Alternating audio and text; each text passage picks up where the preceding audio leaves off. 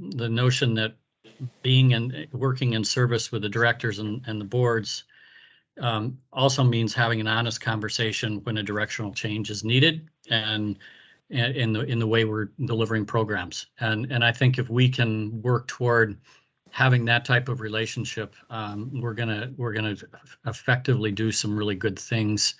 That is also, I think, part of what we're talking a lot about internally is how to partner with our boards and commissions directly, and so you feel a connection to the governor's office in ways that maybe you haven't felt before. I don't know, but we're really going to begin to work so that you as board members feel like you know what the Governor's Natural Resource Office is about, what we're doing, and that we are in fact a partner for this board as well as a partner to the director of the agency. And the third and last thing I just wanted to mention today is another piece of the equation that Lauren will be talking to you, I'm sure, at various times about, and that is really an acute focus on interagency coordination and partnership between agencies. You know, I acknowledge, and we all acknowledge and understand, the different agencies have different program authorities. There's no question that the Department of Agriculture has different program authorities with a different kind of starting point that it's supposed to administer under its statutes and rules than maybe ODFW or Water Resources Department or DEQ.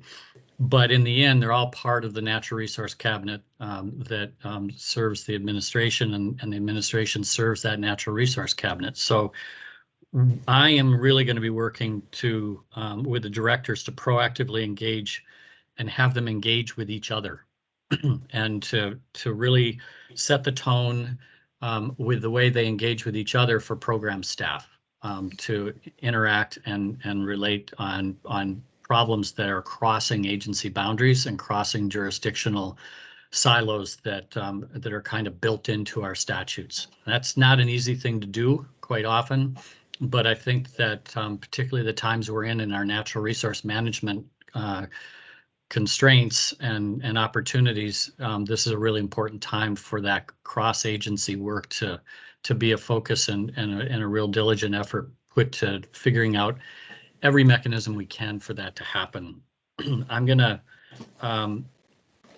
look toward our agencies also to carry the outcomes of some of this cross-agency work that we're doing or going to be doing outward to help our individual constituency bases understand programmatically where we're headed with natural resource issues, and to support more cross-agency coordination where we can. So there's a lot of different ways that can happen, but I bring this up with you all today because I think that our citizen boards and commissions for each of the natural resource agencies are great ambassadors for the programs that are being delivered, and really a great opportunity for us to listen to you to help us figure out how to best deliver messages that will explain where we're headed and why we're headed there, and what we can do better, perhaps, to accomplish an objective that involves more than just one agency, more than the Department of Ag, more than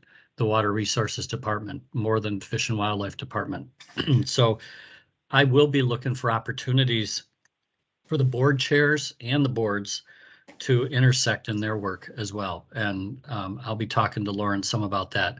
I think the first order of business, though, for us right now as an administration is to get our feet under ourselves, work this legislative session and the budget process with the agencies. And then in June, we'll come out the other side and we'll begin to pivot toward a little longer trajectory of thinking about how we do some of these things. But I just wanted to take 5 minutes of your time today and at Lauren's invitation to kind of give you the three things that are kind of driving my office forward right now on behalf of the governor and working with your director or your interim director.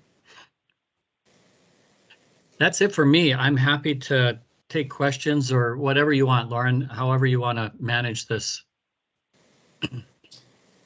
So just in a few minutes, do any of the board members have any particular comments or questions to Jeff?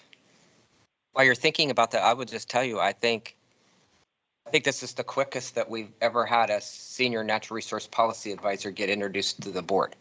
So really, I may be wrong about that, but very happy about that. So, Elin.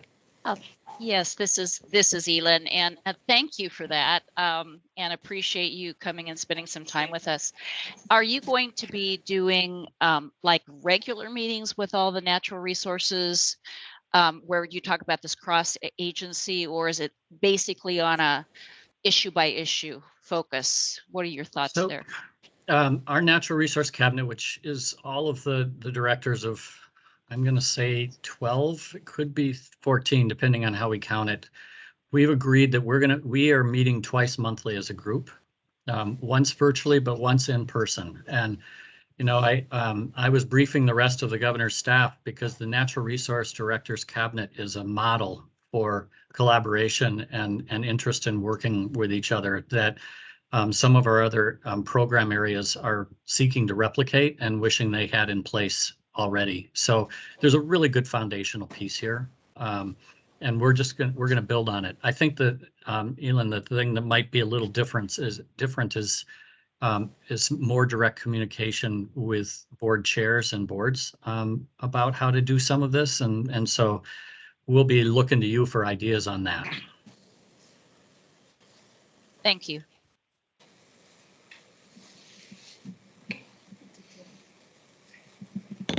Anyone else? No. So Jeff, just for you, and then we'll let you go because I'm sure you have a very busy day. Is the board as it sits today, and like other boards, has a big job. They represent all of agriculture. That's no small task when you're coming from one sector. Represent all corners of the state plus 2 public members. So I'm really proud of this group and the work that they do with the high pay that we give them. And their volunteerism. So I think I'm safe to say, please feel free to reach out to any of them at any time, and we'll get you their contact information if you need that. But thank you for your few minutes today. It was really important. I'm sorry I couldn't be there in person, but I'm kind of in the midst of a cold that is going around, and I thought it was probably better to stay away from people than to come and sit in the meeting and infect the mic. And Lauren, feel free to give my cell number to the board members as well. Okay. All right. All right. Thank you all. It's good to meet you. Thank you, Jeff, very, very much. Just to conclude my part of this, that was the big part, is to get Jeff introduced. But, you know, things are going really well in the agency, I think. As you know, with the legislative session, that adds a whole nother workload to the agency, particularly the director's office and the executive team. The executive team, I'm really proud of them. They are taking on the task of trying to do the day work and plus manage what's happening in the session. So we're all working on that. I would just encourage the board that if you hear something about what we're doing out in the field or in your communities and either have some concerns, or we always welcome praises for our staff, please send those my way. But if there are certain issues, customer service issues particularly, and I don't know about them and my team doesn't know about them, it's hard to address them. So I would encourage you as you're out and about to get those to us, and we'll figure out if there's a better path forward for someone, and certainly a call back. And that's really important to me. It always has been, and previous administrations before. So with that, I'll turn it back to the agenda. Okay, Luisa Santamaria here. We're going to continue with the second item in our agenda, that is the ODA budget and legislative update. I'm going to ask Jonathan Sandow, the ODA Assistant Director, to do that presentation. Good morning, Chair Santamaria, Director Henderson, members of the Board of Ag, Jonathan Sandow, Oregon Department of Agriculture. I will do my best to try to get us back on or maintain on schedule, because I know how important time certainty is for folks who are jumping between this meeting and the building meetings over across the street. So I'll start by kind of giving a high-level overview of where we're at in this session. Yesterday was measure introduction deadline for members of both chambers to introduce policy bills. As of this morning, my best count was there's about 2,500 bills that have been introduced so far this session. We're tracking about over 200 of those.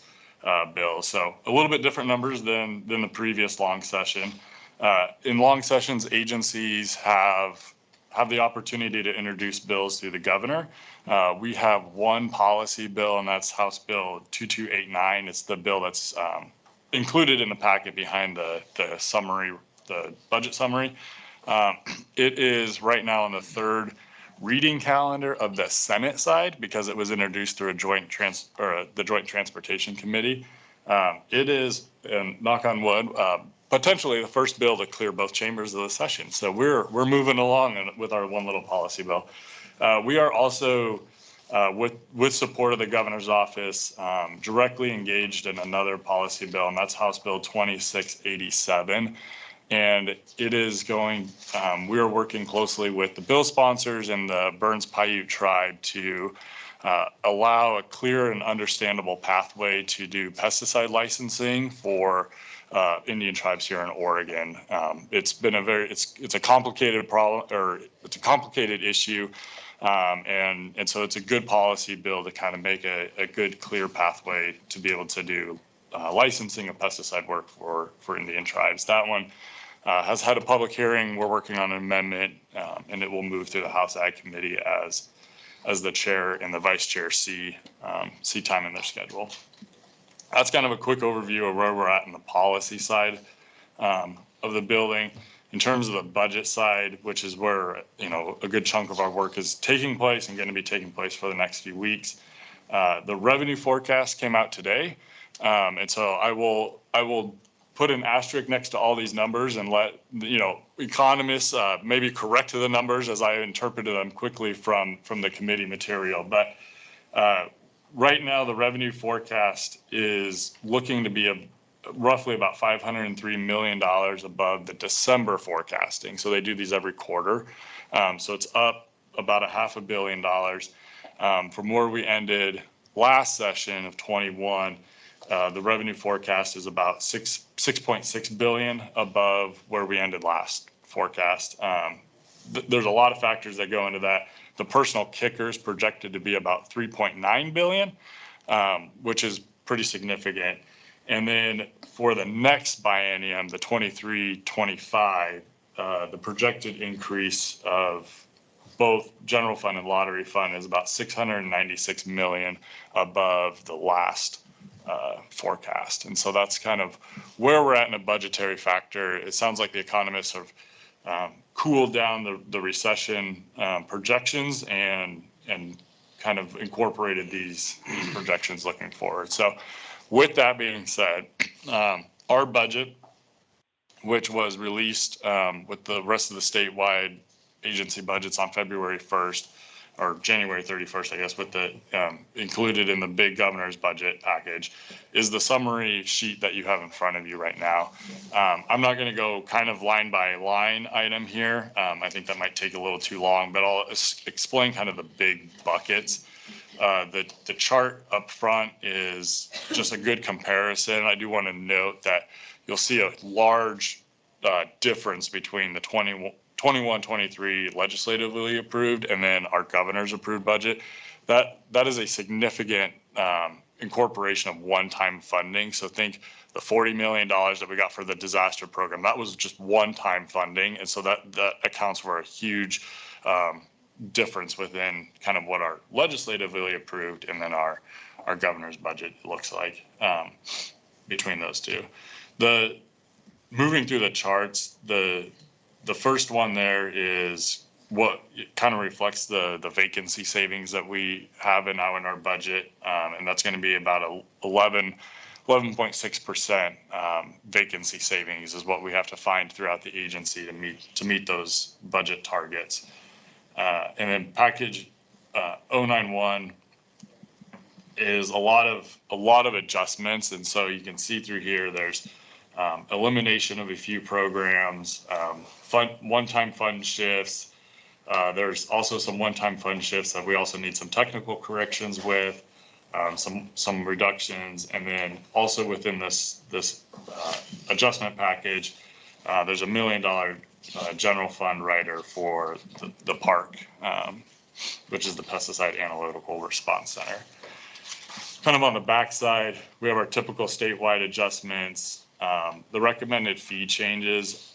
I want to focus really quick on package 463. I think there's been some confusion around that, or maybe some clarity needed. This is doing fee ratifications for fees that were raised in the past biennium. So this is not new fees kind of going into effect because of this package. This is giving us the authority to spend the new fees that have gone through the rulemaking process and the fee ratification, or the fee process. This is the fee ratification bill to say, okay, here's all the fees that were raised. So, and then we have two what we call budget enhancements pops. One in our food safety program to conduct our food safety racial equity impact statement. And that's looking, we've talked to the board about this briefly too, but it just as a quick reminder, kind of looking across the spectrum of our food safety licenses and enforcement actions to see if, you know, there are ways that we can engage better with maybe, you know, cultural minority owned businesses that, you know, have a disproportionate level of enforcement actions, not based on, you know, necessarily the food safety concerns, but maybe how, you know, we're able to communicate back and forth and have that communication loop enhanced. And then we also have 230, which is the cannabis lab capacity, which is a reference lab in conjunction with the OLCC, very contingent on some other pieces of the budget, including the North Valley complex.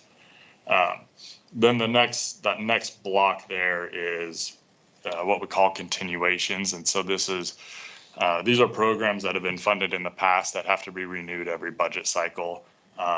So avian influenza, which is federal funds, Japanese beetle, which is general fund, food safety, it's federal funds. And then we have an agency cleanup position and deferred maintenance, which are pretty typical within the budget process. So that is a very quick overview of kind of our 23-25 budget. We are slated right now to have our budget presentation in front of our Ways and Means sub the week of March 13th. All subject to change. Sometimes agencies run long, compress all sorts of different timelines, but that is that's when we are scheduled to give our presentation to the Ways and Means Committee. So that is a quick kind of overview of both the policy side and the budget side. I'll pause there to see if Director Henderson has anything to add and or questions from board members. Lauren Henderson, Acting Director of the Department of Ag. Just to add, congratulations, Jonathan. You did that in a great amount of time. But I just would add, because we do have new board members. I was asked the other day, what does it mean to do a budget presentation in front of the Ways and Means? Really what that is, it's our chance as an agency to go before the Ways and Means Committee for Natural Resources, talk a little bit about what we do as an agency and what our mission is, what our core programs are and what they do, and then to overlay that, because it is a budget hearing, overlay the resources that we currently have with the resources that's now in the governor's budget for continuing operations, and then to talk about specifically around challenges maybe that we face not only as an agency, but challenges in agriculture in Oregon particularly, and then of course to go through our performance metrics, or they call KPMs, key performance measures, recommend changes for that. And then a big part of the process is the public hearing day, which is typically the third day for us, where the public gets a chance to weigh in on not only our budget, but our agency itself, and interest that they have around what our agency is doing, or in some cases not doing. And so I just wanted to add that overlay to our next step in this process. All right. Luisa Santamaria, does anyone have any more questions from the board, the ones that are attending remotely? No? Some of the members here, any question? I already asked. Okay. Well, maybe this is Jonathan, as folks are kind of thinking of questions, or maybe you know, I've covered all the bases. I'll wrap up by saying I think we are moving into that time of session where we're going to get more focused on very kind of specific policy, either packages or topics. And that is going to start, I think, pick up for us next week. We are doing a joint hearing with both the Senate Natural Resource and the House Ag Natural Resource Committees on Tuesday from 5 to 6:30 p.m. Around CAFOs and confined animal feeding operations. It'll be the Oregon Department of Agriculture, DEQ, and then OWRD kind of doing a joint presentation in front of the committee members, really focusing around the licensing process, the structure of the program. And then that will, we'll start that on Tuesday and expect the conversations around there to kind of pick up inside the building and around different policy bills. I think all the water packages, all the water bills, drought infrastructure on the House side are really going to start taking a focus, start coming into a clearer lens. And so we're kind of in that point of session where, we're really starting to work on the bigger policy packages that will move throughout this session. So. All right. Thank you, Jonathan. Thank you. I'm going to give another opportunity to the members, board members attending remotely. They have a question. Yes, Elin Miller. Okay. Jonathan, have we had a chance, and I'm not sure if Jeff is still on the line, and the interaction that this governor is going to have with other legislation and you all taking positions on legislation? And anyway, is there going to be something different than there was, and maybe it's too early to tell with this legislative session? Through the chair, Elin, you're referring to kind of just how agencies are engaging on the policy. Yeah, on different policy bills that may not be your bills, but obviously impact, like the governor's office, it sounds like asked for intervention on the tribe focus, which is great. But if there's something else that's going to be a big impact to agriculture, will there be more or less, or how does that interaction work?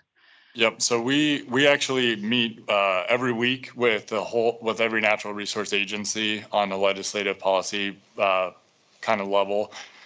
Jeff and the governor's staff are participating in those. I mean, they're almost 2-hour meetings, and we run through all cross-agency bills. We talk about how we're going to engage, how we're going to approach, kind of do all that strategy work on a weekly basis. So yeah, we're pretty plugged in and working directly with them.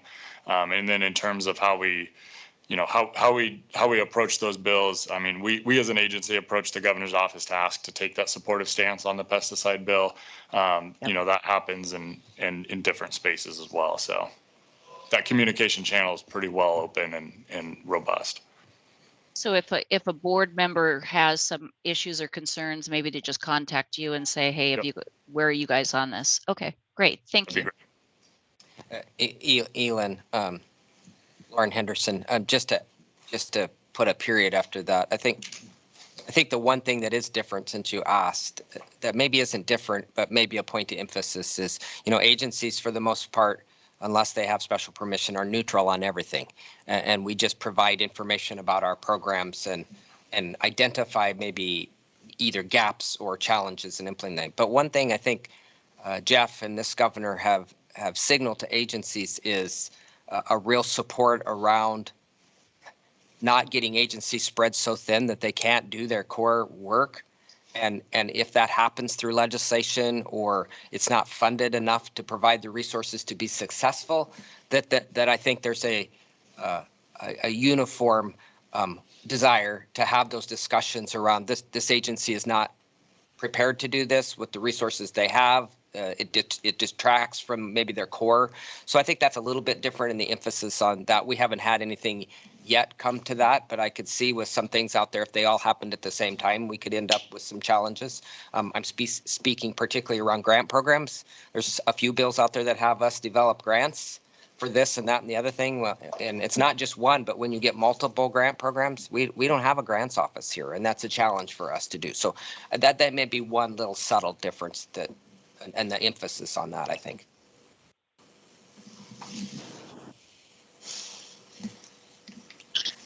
Right. Thank you, Jonathan. Good questions. Okay, we're going to continue with our agenda, and we're going to item 3, that is Industry Legislative Priorities and Updates panel. We have 19 organizations on the panel this morning to provide comments on legislative priorities and updates. Each organization will have 3 minutes for comments. We will begin with the remote participants, followed by the in-person representatives. So let's start with the 4 first members that I have in my list. Nicole Mann, Mike from the Oregon Wheat Growers League, Mike Dog, Columbia Gorge Fruit Growers, Tim Christopher, Northwest Chicken Council, and James Fraser, Trout Unlimited. Are all of them here? I don't know. Nicole Mann is here and ready when you're ready. Okay. Tim So Christopher's here and ready. just please remember you have 3 minutes for your presentation. Thank you. Let's start. Okay, thank you. Good morning. My name's Nicole Mann. I'm here on behalf of the Oregon Wheat Growers League. Amanda Hoy, our CEO, was double booked this morning, so I am covering for her and will attempt to do my best, although she is by far the expert in the field. An update for the wheat producers in Oregon. You know, we remain dedicated to the long-term sustainability of the land on which we operate and ensuring that we maintain viability of our operators to continue to be reliable suppliers of quality wheat around the world. We do export about 90% of our wheat, so it's really important that we remain high in quality so that we can continue to be that #1 exporter and to compete on the world market. In 2022, we did see improvements in the wheat crop. We had nearly 49 million bushels harvested. So that was a stark comparison to 2021, which was down more than 30% on an average across the state, with less than 32 million bushels of wheat harvested. So it was a really good year for wheat. We're really excited about it. That being said, you know, the ongoing impact of drought combined with the rising price of inputs continues to challenge a lot of our wheat producers. We're very thankful for the federal and state farm safety nets and disaster supports that have really been quite essential to continuing the operations of a lot of our family farms and managing the risks that they're seeing. So we have looked to the future with investments in research, specifically at OSU Statewides, and we continue to focus on long-term opportunities in market development to help us withstand some of those challenges that we know will come again. On the legislative policy side of things, a quick update to let you all know sort of where the league is headed and our priorities. We are working to ensure that the tools in our farmer toolbox remain protected, and we're supporting legislation that makes it easier to keep family farms in the family. For example, Senator Hansel has a bill that would make a change to the estate tax exemption for natural resource land. We're working really hard to try to get that across the finish line. Additionally, you know, our focus is to ensure that programs and services that our members rely on from OSU Statewides and the Department of Agriculture remain fully funded. Specifically, I think I can point out that at OSU Statewides, we're really pushing and advocating for fully funded the requested agency budget. You know, without fully funding, we're seeing positions held vacant after retirements. And in extension, we tend to see a replacement of, you know, 2 retirements or 2 individuals leave, and they're only replaced by 1 individual if there's not that full funding. And that's often a really big impact in our rural communities and counties. So as you all know, you know, we rely on the research scientists greatly. They are the future of our industry. And so that is a #1 priority for us.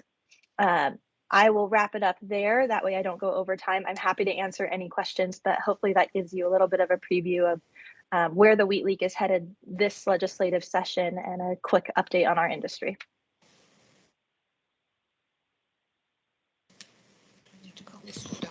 Okay, thank you.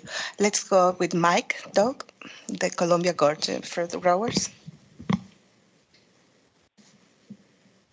Is here? He's not? He's not here? Well, let's go with the next presenter. Tim Christopher, Northwest Chicken Council. Yes, thank you. Good morning, everybody. I'm a school teacher in my alter ego, so I was lucky enough to have a snow day to be calling from home rather than my classroom. So that's always nice. So the Northwest Chicken Council, the big hot button topic is going to be being discussed here over the next few weeks, obviously, is the CAFO issue. I'm looking forward to we're doing tours with some of our facilities, and we're looking forward to kind of clarifying kind of some misconceptions and looking at the industry. The industry is very supportive of the use of like new technology, make it more sustainable, more environmentally friendly, more humane, and more financially viable. There's both some short-term concerns with the bills coming out of the Capitol, but one of the things that we're very concerned about is the long-term sustainability of poultry growing in the state, in that young people simply are not going into poultry. There seems to be a misconception that because local growers on family farms are expanding their operations, that there is an expansion statewide of growth. And when in reality, because so many people are actually leaving the industry, these local expansions are actually just maintaining the status quo in the state. And that we're concerned that the increase in what we see is kind of regulations for poultry growers is de-incentivizing young people to get into agriculture, especially poultry in the state of Oregon. And then if they want a future in ag, that they'll either find another way or simply leave the state and go elsewhere. And that puts Oregon's ability to kind of feed itself large scale at risk. The Northwest Chicken Council loves kind of like the smaller local growers and operations. They do things that big growers can't, but the larger family farms that have more established operations, just the state of Oregon and its citizens rely on those affordable, lean, healthy proteins to feed their families. So I know we've got a lot of speakers, and I've got class to go to in a little while, so I will leave it at that. Thank you so much. Thank you. Let's continue with James Fraser, Trout Unlimited. Yes, Chair Santa Maria, Vice Chair Johnson, members of the board, and Acting Director Henderson. My name is James Fraser, and I'm the Oregon Policy Advisor at Trout Unlimited. TU is a nonprofit dedicated to conserving cold water fish, such as trout, salmon, and steelhead, and their habitats. If you're not familiar with us, we have about 20 full-time staff that support our Oregon program, and most of them are project managers that are focused on restoring habitat, replacing fish passage barriers, and educating Oregon youth on aquatic ecology.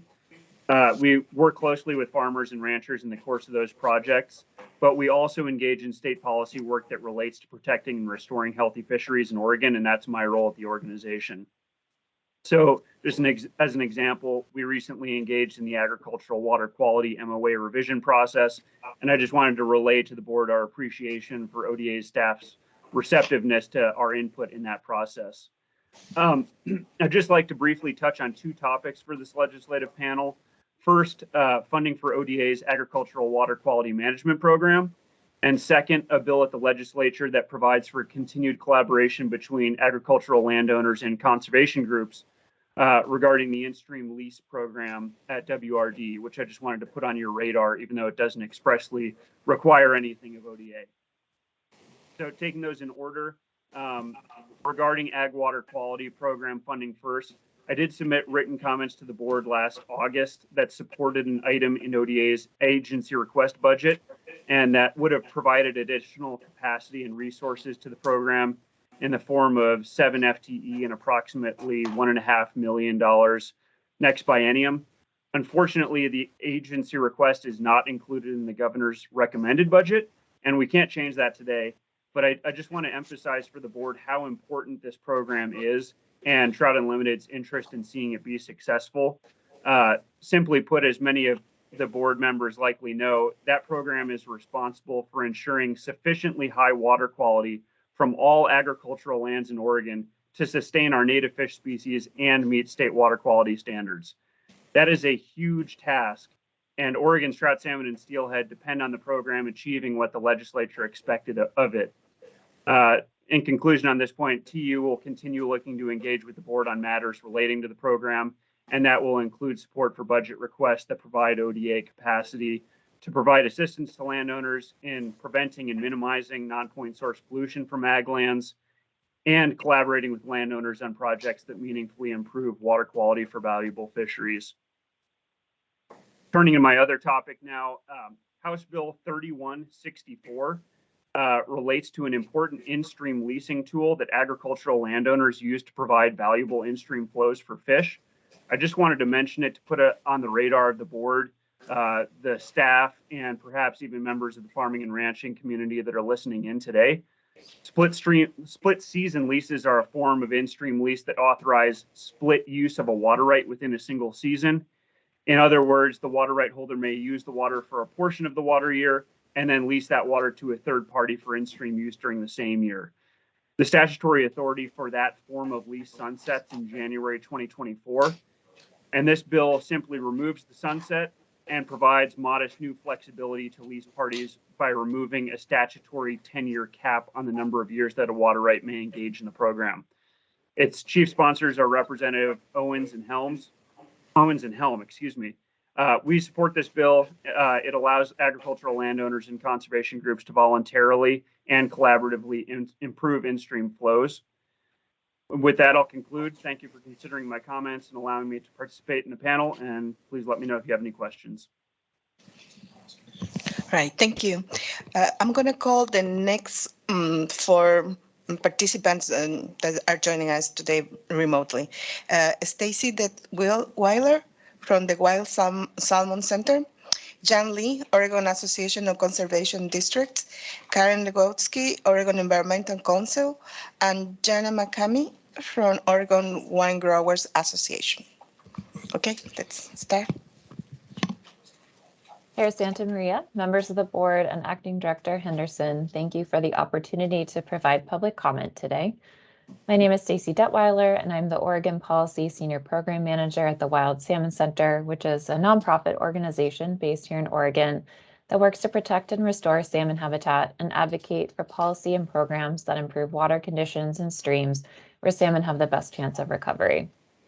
The biennial Oregon State Board of Agriculture report from 2021 highlights the importance of water, stating, quote, the state's attention to the need for a long-term focus on water resources and investments in the water infrastructure is crucial to ensuring a robust agricultural economy for future generations, end quote. Oregonians across the state need reliable access to cold, clean water that support healthy communities, thriving farms, and sustainable livelihoods. We wanted to express our support for POP 320, which was included in the agency request budget, but not ultimately funded in the governor's recommended budget. This POP would provide $1.6 million in funding to support core components of ODA's agricultural water quality program and would strengthen ODA's ability to address critical water quality issues, including impacts from drought and fire and developing climate-friendly agricultural practices. Further, key performance measure 12 for water quality in the ARB indicates that trends are headed in the wrong direction to meet Oregon's water quality goals. For example, the percent of monitored stream sites associated with predominantly agricultural use with significantly increasing trends in water quality, in other words, monitored streams that show improving water quality, has actually decreased from 15% in 2017 to 6% in 2021. These results, particularly in the context of drought and a changing climate, indicate that increased funding, not less, is likely needed to support ODA's agricultural water quality program and work to address water quality challenges across the state. We also wanted to share support for HB 3164, echoing comments by Trout Unlimited that removes the sunset for a critical in-stream leasing tool that provides opportunity for voluntary water management and increased collaboration. Our organization also submitted comments on the recently finalized MOA between ODA and DEQ and continue our work to engage with both agencies and their respective boards. We appreciate ODA staff considering our comments in that process. We look forward to continuing to work with you, and thank you for the opportunity to provide public comment today. All right. Thank you. Let's go with Jan Lee. Yes, good morning. I'm Jan Lee, Executive Director of the Oregon Association of Conservation Districts. We represent the 45 soil and water conservation districts statewide. They're local governments with elected boards. And we have two major pieces of legislation that we're supporting this session, as well as following 62 other bills related to water conservation and agriculture. We support House Bill 2998, the Oregon Soil Health Initiative. This legislation is endorsed by over 50 farms, ranches, and vineyards statewide, as well as 14 associations.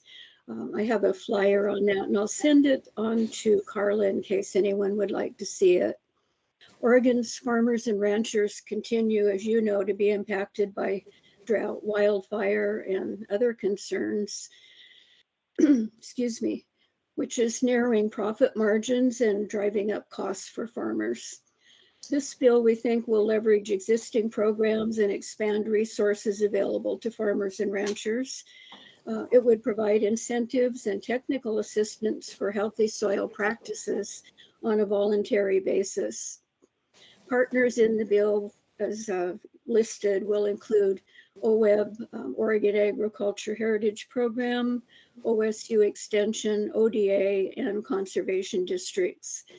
This bill is also anticipated to be a channel for investment from federal funds. We've also been working the last 2 years on a program for carbon sequestration on natural and working lands. Senate Bill 530 is the statewide program that will encourage voluntary incentives for the development of carbon storage on both natural and our working lands. The bill incorporates some general fund dollars so that they can be used as match for anticipated federal dollars coming down into agency programs. It also provides incentives for farming, ranching, forest, and coastal carbon storage and technical assistance, which would help to combat drought, pests, flooding, and other wildfire impacts. Natural climate solutions, by definition, are activities that protect or enhance the ability of working lands to sequester and store carbon while maintaining resiliency. Both of these bills are expected to have a number of amendments in the future. The other area that we spend time working on are the Natural Resource Agency budgets. So we will be supportive in maintaining conservation programs at ODA, OWEB, ODFW, and WRD. And thank you for the opportunity to share our perspective. Okay, thank you. Let's go with Karen Legweltsky, please. Good morning. My name is Karen Lewatsky. I'm the Water Program Director and Rural Partnership Lead for the Oregon Environmental Council. I also have a cold, so please forgive my voice. So Chair Santa Maria, members of the board, and Acting Director Henderson, I appreciate the opportunity to come before you today.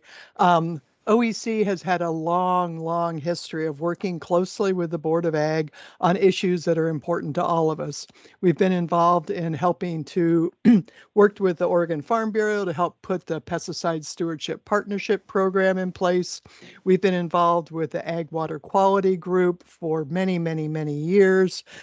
In general, we really support helping the agricultural community move forward both progressively around practices as well as being more inclusive with the membership of the board. And we really appreciate seeing both of those things come together.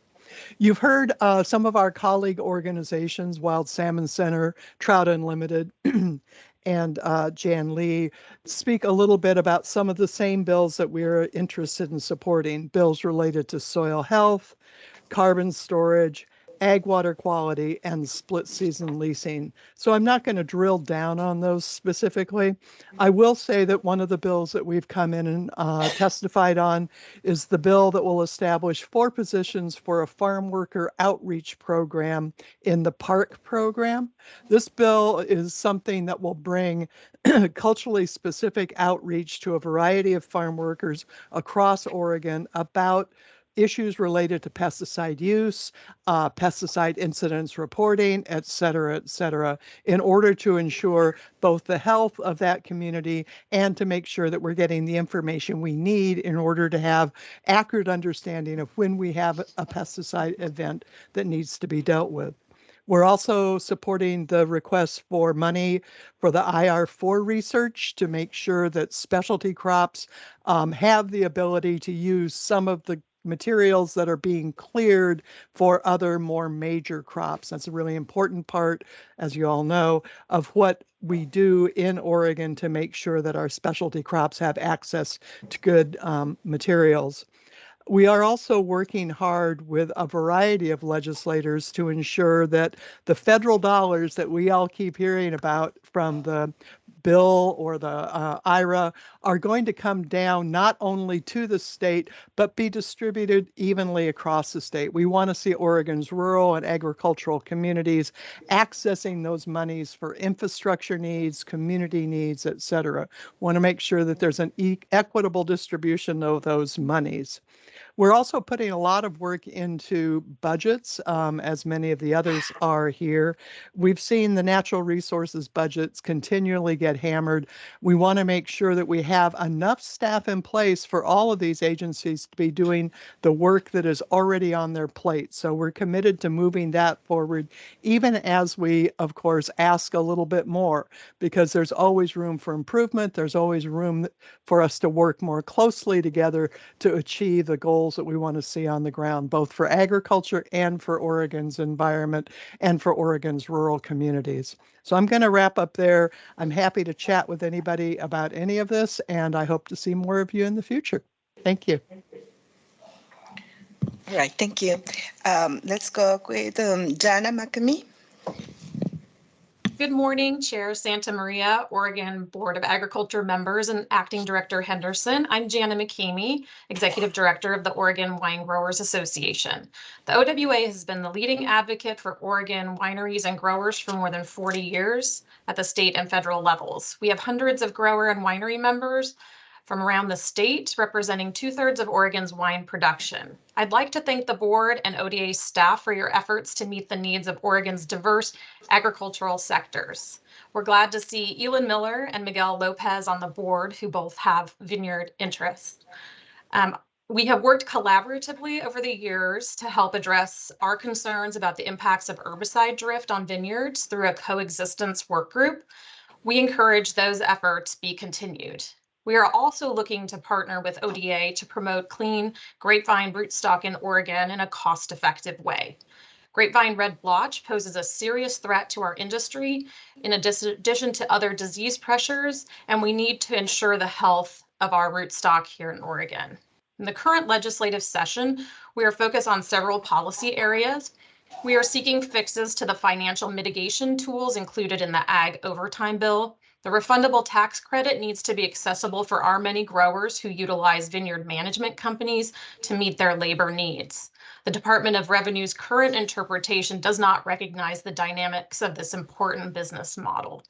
A legislative fix may be needed, and we're in close communication with Representative Holvey.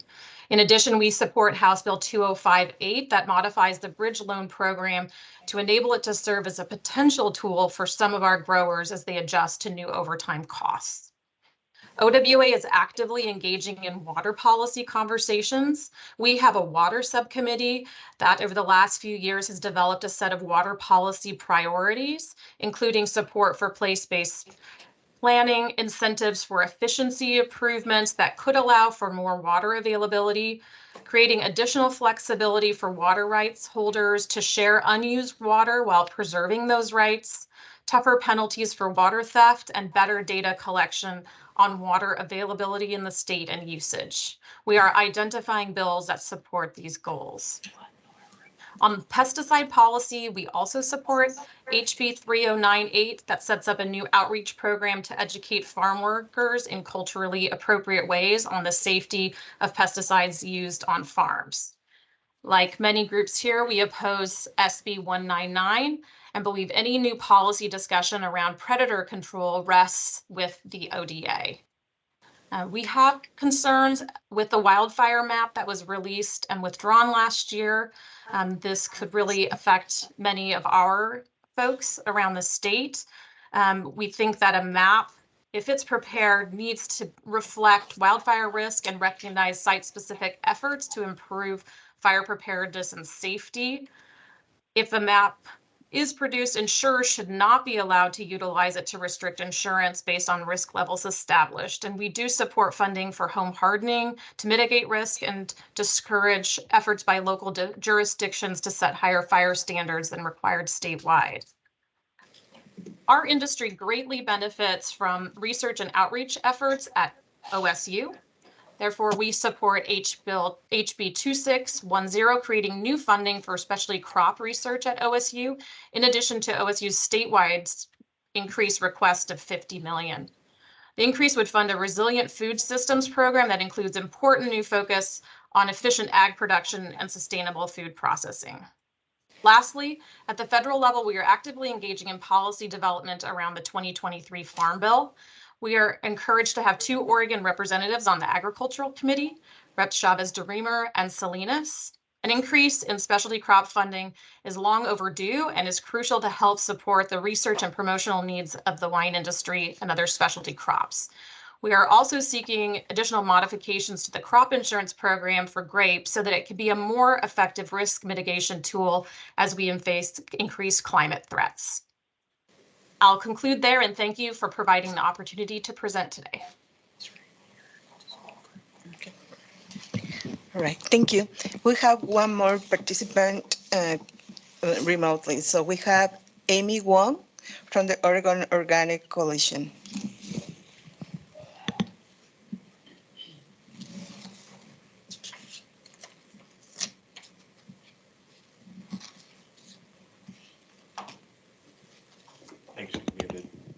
Amy, we can't hear you. Yeah. Check your microphone.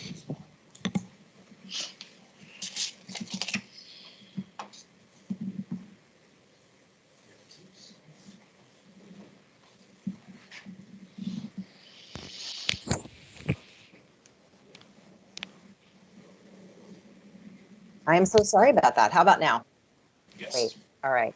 So the Oregon Organic Coalition was founded by organic leaders over 15 years ago and works to advance the development and growth of the organic trade, industry, practices, and community in Oregon. Our vision is resilient regional food systems rooted in organic practices, certified or not. So I'd like to take a minute to highlight the bills that the OOC is working on. The first is SB 526, which we're calling a farmer support bill. And this is a state match for USDA's organic cost share reimbursement, as well as transition to organic support. And organic farmer applicants are subject to rigorous third-party verification, certification processes, federal standards, and are responsible for fencing out and testing for contaminants. Unfortunately, the federal reimbursement was reduced from 75% to 50%, which created an additional need for these farmers. This program is in part administered by ODA already.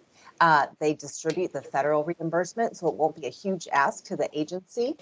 It will be boosting the impact of federal dollars for organic farmers who are already implementing beneficial agricultural practices on their farms. And it would also support education efforts for farms interested in transitioning to organic.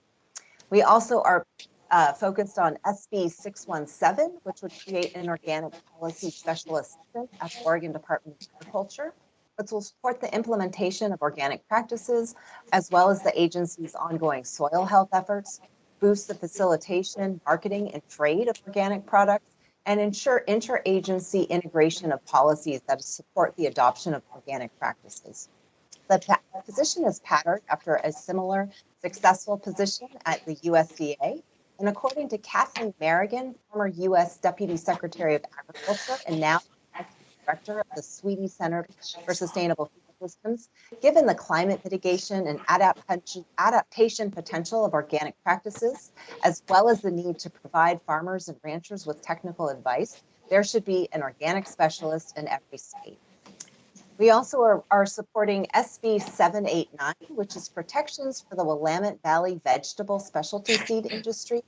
Willamette Valley is one of the vegetable seed capitals of the world, a very special place for growing high-value seed and an economic powerhouse for our state.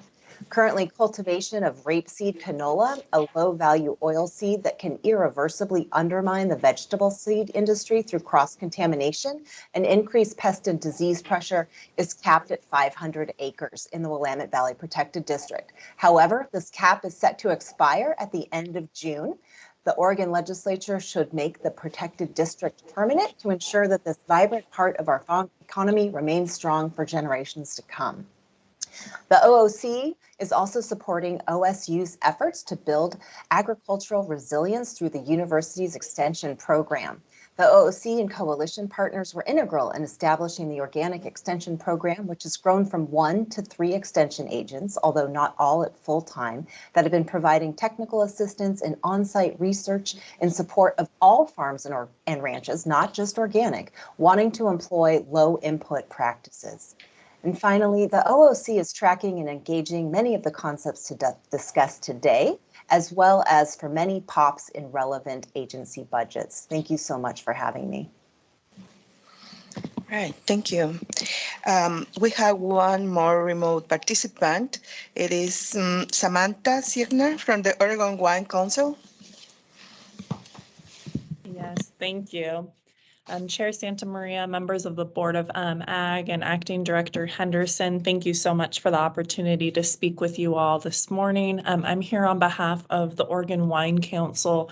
We are a statewide industry advocacy association that represents just over 50% of Oregon wine grapes grown, produced, and sold in the state. We advocate on behalf of growers, producers, and businesses that also support our industry. I know Jana, who you just heard from, actually shared a lot of the same priorities that our association also shares. So I will just really briefly kind of double down on a few of those, beginning with pesticides. We are also supportive of House Bill 3098, which would establish a program at ODA to help with outreach to farm workers to make sure that they have the educational material needed to use pesticides safely. It would also include some provisions in there for incident tracking and response. We are also supportive of House Bill 2610, which has been referred to as the IR4 research program. This bill appropriates $1 million to Oregon State University to work in cooperation with the U.S. Department of Ag's minor crop pest management program. And as many have already alluded to, incredibly important work that will be done there. In the same vein as many others, the Wine Council also works to support a number of agency budgets, including the Oregon Department of Ag, as well as one of our partners at Oregon State University. We have historically supported the OSU Extension Service and the Ag Experiment Station, and like many others, they have mentioned they are seeking to increase investments by about $50 million this biennium in some strategic areas, including in resilient food systems. One of our board members, Sam Tannehill, has been integrally involved in the development of the concept around the Center of Excellence for Sustainable Food Technologies, which will educate students, conduct impactful research, and provide various education and outreach opportunities for Oregon's food and beverage industry. So very excited to be advocating in support of that, but also just generally in support of OSU's larger funding ask. I'm sure many of you have heard that it's an interesting session and that there are a number of placeholder bills still out there that don't necessarily have amendment language. This is true for those bills, particularly in the cannabis sector. Oregon Wine Council has been historically engaged in conversations around some of the unfortunate illegal operations happening down in Southern Oregon that have negatively impacted many of our growers and winemakers down there. whether that's with workforce issues, safety issues. And so we have look forward to and have historically engaged in conversations to support increased enforcement and resources to make sure that we are curbing illicit grows down there. We will also be actively engaging in the wildfire space.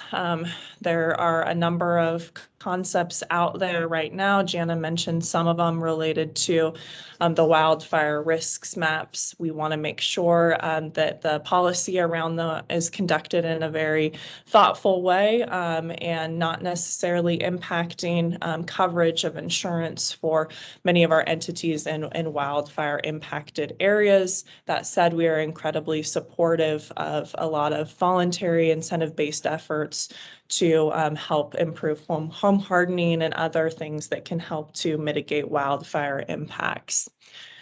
This session, there has been a bill introduced, House Bill 3312, that is a placeholder related to an alcohol tax that we are expecting to see that will also impact the industry. So maybe a little bit outside of the scope of this group's work, but something that we will be actively engaging in once we see what that language is. So I will stop there, but thank you for the opportunity to speak today. All right.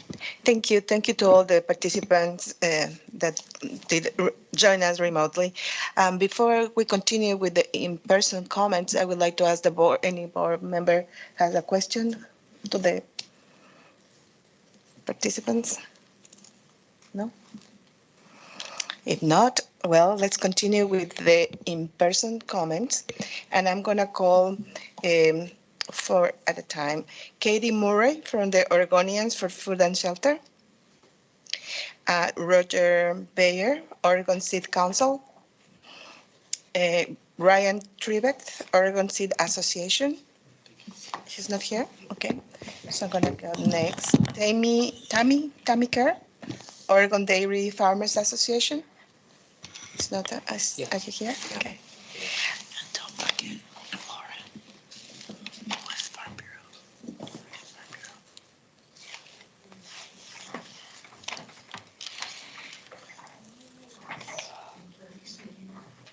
And I'm going to call Lauren Poor, Oregon Farm Bureau. Thank you. They were in my list. Am I going first? Yes, please. Okay. As I call, please. Thank you so much. Good morning, everyone. Chair Santa Maria, board members, and Acting Director Henderson. My name is Katie Murray. I'm Executive Director of Oregonians for Food and Shelter. And I'm here today to give you just a little flavor of the things that we're working on. For those of you who don't know, OFS is a very broad coalition, both users and producers of the critical tools that we rely on to produce the food and fiber that we all need. And those are pesticides, fertilizers, and biotechnology. OFS has been active in the state for 43 years, and we continue to advocate for policies that support production and protection of natural resources against invasive and nuisance pests. Our legislative priorities really revolve around a few main themes. Those are science-based policy, innovation, and stewardship. So as we look at the bills that we have in front of us, we're really coming from those perspectives to try to figure out how we engage on those bills. I think you've heard from a lot of people here today. We're probably all working on the same bills, just coming from very different perspectives and trying to represent the interests of our members. So I won't go into too much detail on those particular bills. I will say I'm glad to hear so much support for the proactive bills that OFS brought forward this session, and I will take credit for those. Thank you very much. House Bill 2610, which would bring funding to Oregon State University's IR4 program. We're really supportive of bringing innovation to our specialty crop growers who don't have access to that broader market of tools that usually get initially registered for the larger crops. And in Oregon, as we know, we have so many different crops and the needs across those crops are extensive.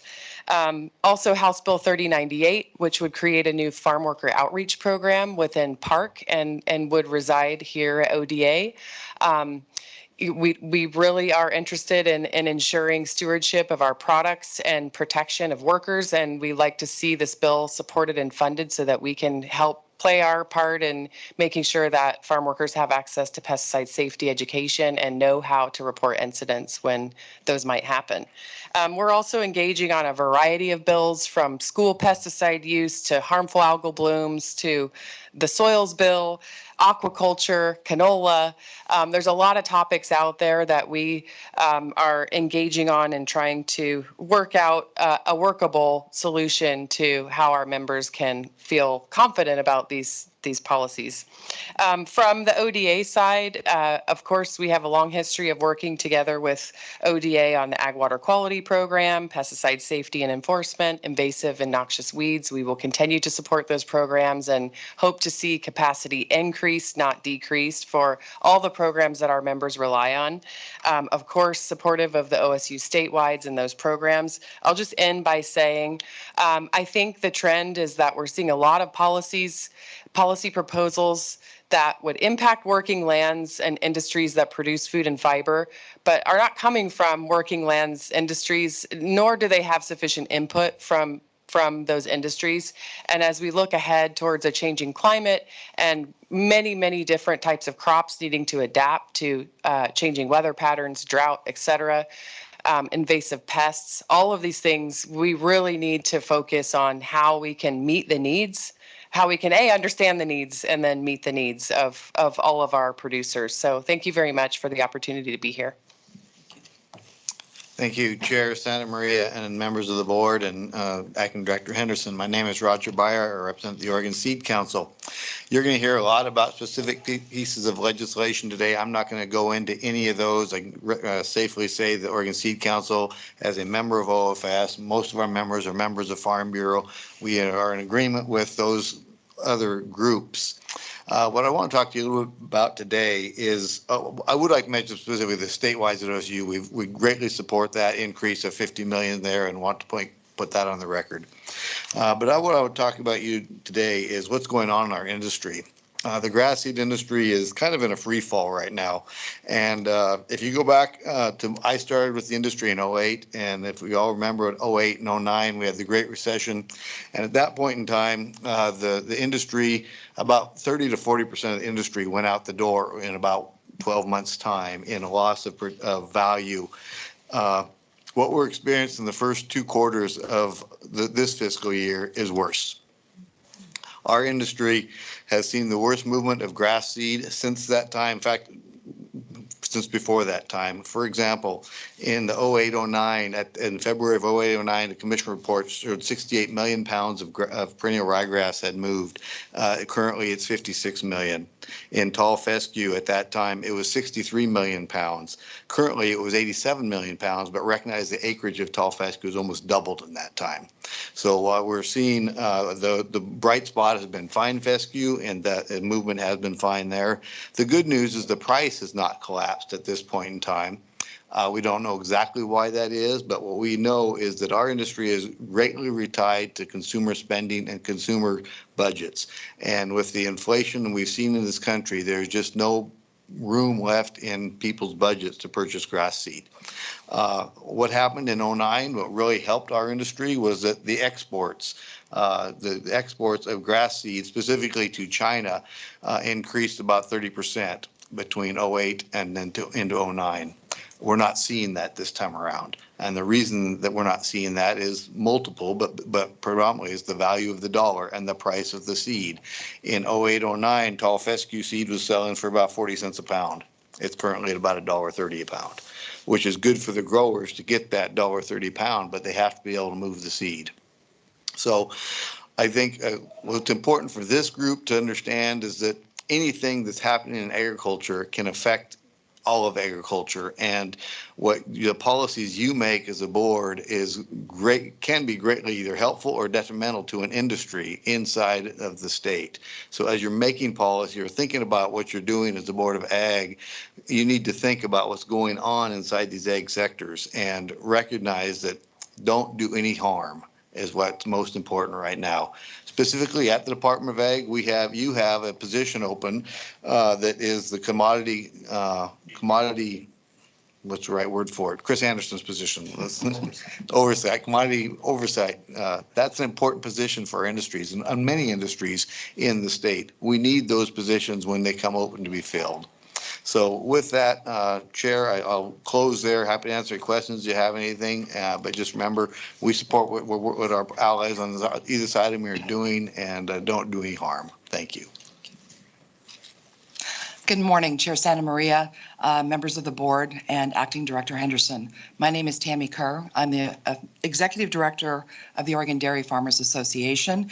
We are members of Farm Bureau, members of OFS, and it's great to see the collaboration between our landowners and our business owners in the community. Oregon Dairy Farmers Association, I represent all grade A licensed dairy farms in the state. We have some that are very small. We have some that are sizable. We have about 25% of our production is organic, and we represent everybody across the state of Oregon. On a federal level for dairy, trade and immigration have been our top two priorities for a very long time.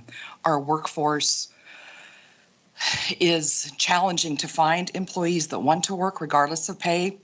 Farm Bill, of course, is very important to us, and the dietary guidelines.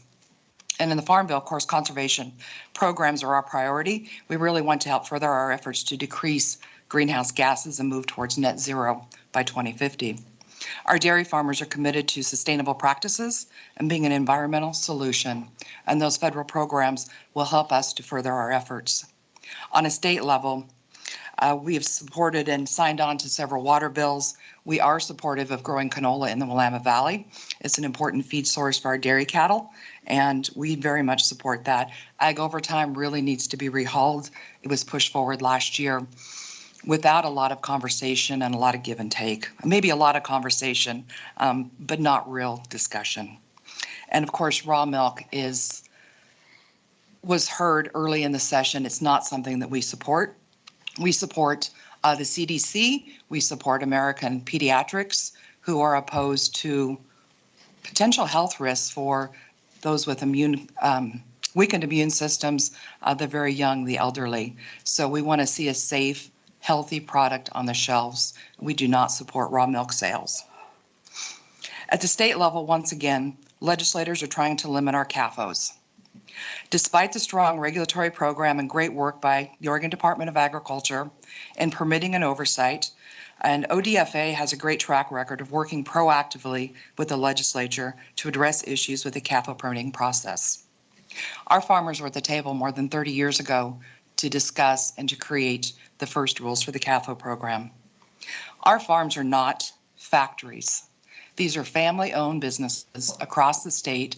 If you drive up the Oregon coast, you see farms all over. Frankly, it's offensive. These are family businesses. They are following the regulations, the guidelines, the rules of our state. And we are working to be responsible producers, business owners, landowners. There's a lot of ongoing challenges with increasing feed costs, additional business expenses, with more regulations. So as Roger and others have said, please be careful and thoughtful in adding regulations to our producers. We want to protect our environment, to provide the best care that we can for our livestock, for our employees, for our family members. But like I said, the term factory is very offensive to us. Again, these are family businesses providing local, healthy, safe, and affordable products.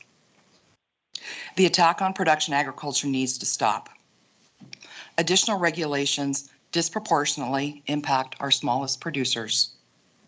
Moratoriums or additional restrictions will only create more food supply chain issues and are a solution in search of a problem. If there was a problem, again, we would be at the table to discuss it and to make improvements. Our Oregon dairy farmers have been leaders in their proactive efforts to improve practices, adopt technology, and work collaboratively with our local partners and state agencies. Our producers are very proud of their commitment to their animals, to their employees, to the environment. Oregon's a national leader in milk quality, which is a clear indication of the level of care provided to our cows. Cow care and cow comfort is the top priority of every dairy farm in the state of Oregon and across the country. Thank you. Good morning, Chair Santa Maria, members of the board, and Acting Director Henderson.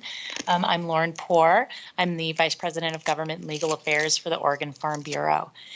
So Farm Bureau started the 2023 session with hopes to revisit several devastating policies passed by the legislature over the past couple years and work towards better outcomes for the Oregon's farm and ranch families. We've tried to remain optimistic that with both the Oregon House and Senate losing their supermajority status in November, that there'd be more leverage for compromise and opportunities for bipartisanship. However, so far we've seen the path to compromise is still rocky and continues to require engagement by our members to share the real-world impacts of multiple policy proposals that will negatively impact agriculture. As the state's largest agricultural trade association, we're involved in all of the discussions that you've heard about today, from water, wildfire, predator control, adequate funding for natural resource programs, labor. As you've heard today, the list continues to go on so far this session, and we haven't even finished February yet. Unfortunately, we feel at this point in session, we've had to shift our efforts to a message that's not a direct policy ask, but more of a plea to our legislators to stop doing harm. Not to pass any more legislation that places unnecessary restrictions on our livestock operations, no more employer liability. Our members continue to look for tax relief, even a modest cat tax fix, and our members continue to grapple with ag overtime and paid leave in Oregon this year. The last few legislative sessions have been a lot for our producers. So if our legislator could shift their focus away from agriculture and away from our agricultural lands, there seems to be a lot of pressure on all sides of exclusive farm use lands this session, and let our members breathe and get a handle on everything that's been put in place over the last few legislative sessions. That is what would be immensely helpful to our members. So that's what we're asking for. Yes. I forgot one item. I distributed an IP3 piece. There was an IP13 originally. This is the newer version. Actually, it is more expansive. It makes the touching of the mouth of an animal a sexual offense. No breeding artificially, no hunting, no fishing, no rat, mice control, nothing. It's beyond crazy. It would devastate agriculture in the state of Oregon. So there are funds. The proponents are now hiring signature gatherers. So they have until July of 24 to gather those. So I wanted to make sure you are aware of that. We'll have more conversations about that at a later date. Thank you. All right, thank you. I would like to ask the members of the board that you have questions. No? Okay, thank you very much. Thank So you. I'd like to continue with the next participants.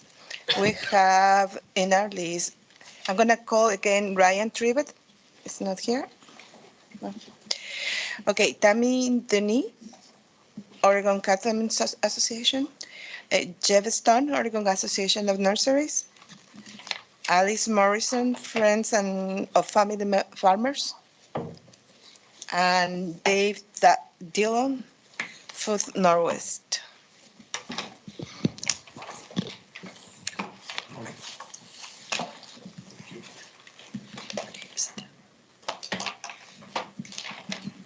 We're missing people.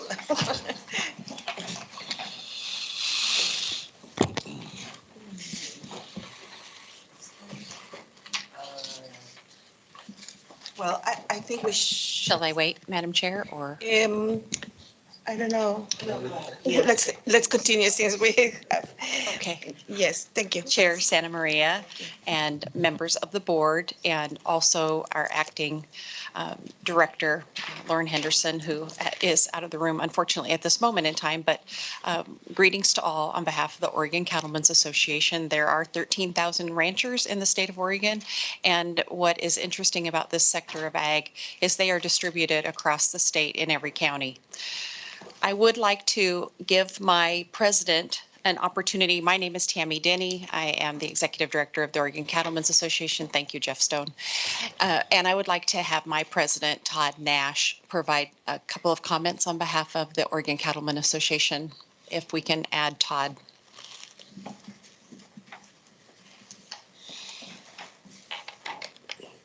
Thank you, Tammy. Chair Santa Maria, Director Henderson, that apparently isn't there, members of the board, appreciate the time to visit here this morning. Some of the things that are a little concerning that I think need to be aware of. Within the United States, we've seen a decline in the cattle herd of about 5.5 million head. And here in Oregon, we're going to reflect that as well. We've seen a tremendous amount of cows go to slaughter prematurely, and we're going to see a reduction in our herd here. It's going to have an impact on what you pay at the store. It's going to have an impact on pricing levels that could be positive for producers, cow-calf producers in particular. But our input costs have gone up so exponentially with hay prices, with everything else that surrounds that. Grain prices, corn in particular, has made feeding cattle in feedlot situations go from about $1 a pound per gain to this year, some of those up to $1.75. And it is sucked the life out of the profitability. We do have some bills out there that we provoked. One of them is Senate Bill 57, hasn't had a hearing yet, but it has to do with brucellosis. In Oregon, that was put into law sometime back, I believe, going clear back into the 50s when brucellosis was a real problem here. And that is mandated that every heifer that is 4 to 12 months of age has to be vaccinated. We haven't had a case of brucellosis here in 25 years, and we thought that maybe needed reviewed and to put that authority back in ODA's camp and our state veterinarian to manage that rather than a law that mandated that. We have a number of people around the state, a large number of producers that don't vaccinate anymore. It's not enforced. We just wanted to clean it up on the books. There was some other legislation, and I won't go into all of them, but we also opposed 199 that would take the predatory authority away from ODA and place it with ODF&W. Wolf compensation, Senate Bill 471. We supported, and it did have a hearing. We have more compensation bills coming up that we're going to be in support of. And with that, I'll turn it back to our most capable director. But I did want to point out that within the membership that we have, that is a small percentage of the greater cattle industry in Oregon, about half of our membership are small producers that have under 50 head. And throughout the country, throughout Oregon, throughout the United States, over half of the cattle come from small producers, and it is a bright spot, but it's a tough place for them to be in right now. The recruitment into the cattle business, and the number of producers that are reflected in that 5.5 million is somewhere around 137,000 people that have went out of business in the United States in the cattle industry. So with that, I'll turn it over to our capable executive director. Thank you. Thank you, Mr. President. Again, Tammy Denny, Executive Director of the Oregon Cattlemen's Association. We have gone over on our time, but I do want to say thank you for the record to all of the staff at the Department of Ag for being so engaged and willing to assist our sector of agriculture at a moment's notice. So thank you to each and every member of this staff for your accessibility and your responsiveness. We appreciate you. Madam Chair, members of the board, Mr. Acting Director, Jeff Stone from the Oregon Association of Nurseries. I am the executive director for the last 12 years, if you can believe that. He had a chance to fire me, but he didn't. I'll be exceedingly candid with you this morning. I think you've heard a lot from my colleagues, and so I'll highlight just a few things. First of all, I'd be remiss if I wasn't appreciative of the working relationship with Chris Benneman, who's done an outstanding job with the nursery program. We're very proud of this program, and it's one of the examples nationwide of how a regulatory agency can work with an industry and have it be a partnership and not a liability. So I want to thank you. Of course, being a duck, I have my annual, I approve of Oregon State University's extension service. That was for you, Stacy. Ag overtime, there are a plethora of bills passed last session that will have a continued impact on ag. We've not seen it raise its head yet. You've seen in the state of Washington and in the state of California where hours are being cut. So let me say it again, hours are being cut to ag workers as they adjust to a 40-hour work week. I'm proud of my colleagues that came together last year under one voice to ask for a reasonable path with peak weeks and a variety of different things that are in my document that I provided you. You also have our federal agenda. Two things. Senate Bill 530 about working lands was crafted without working lands people who have any impact working with Senator Dembro. This is disappointing. This is disappointing because a year ago we asked for him to do just that, to reach out. It has not happened, and so I'm growing more and more frustrated with urban legislators trying to tell working lands what to do. So this will have an impact. We oppose it. There are parts of the soil health bill with Representative Helm that we do like, and happy to go into more detail there, but I did not want it to be ambiguous that this board should have been consulted in the creation of that bill. Now, I don't know to the extent that if you were, but if you were not, that is a huge red flag. As I told you, I was going to be direct. We go back next week, the association does, for our annual trip to Washington, D.C. In that, we'll meet with USDA APHIS to continue to support the good work that's being done here. Oregon is and continues to be a leader in pest and disease management. And so we'll be doing that and trying to carry the water of any of your priorities that you would have for federal assistance, that we will be going back there and would welcome that opportunity to speak to it. So happy to answer any questions, but it's a good thing you didn't give me 3 more minutes. Thank you. Hello. Thank you, Chair Santa Maria, members of the board, and Acting Director Henderson. My name is Alice Morrison, and I'm the Organizational Director of Friends of Family Farmers. And we are here to talk about several policy proposals and present the fact that farmers in Oregon are not a monolith. And we are on the other side of some of the things you've already heard. And we look forward to continuing to come to the table with you all and find, as many folks have said, workable solutions that can bring all of us together. Because Friends of Family Farmers has been working in Oregon since 2005. And we serve small and mid-sized, highly diversified farmers with a focus on community food systems and local distribution. We have about 1,600 farmers in our network who have been the direct conduit for our policy creation. In the packet that I gave to you through Carla, I only had 3 copies of our policy report. Sorry, my printer ran out of ink this morning. It's a large document, but that details our data collection process and how all the policies that we're supporting have come directly from the farmers that we serve, and we're trying to address their needs in the most feasible way and bring forward the concerns of small and micro producers and make a viable path to economic stability for those farmers as well.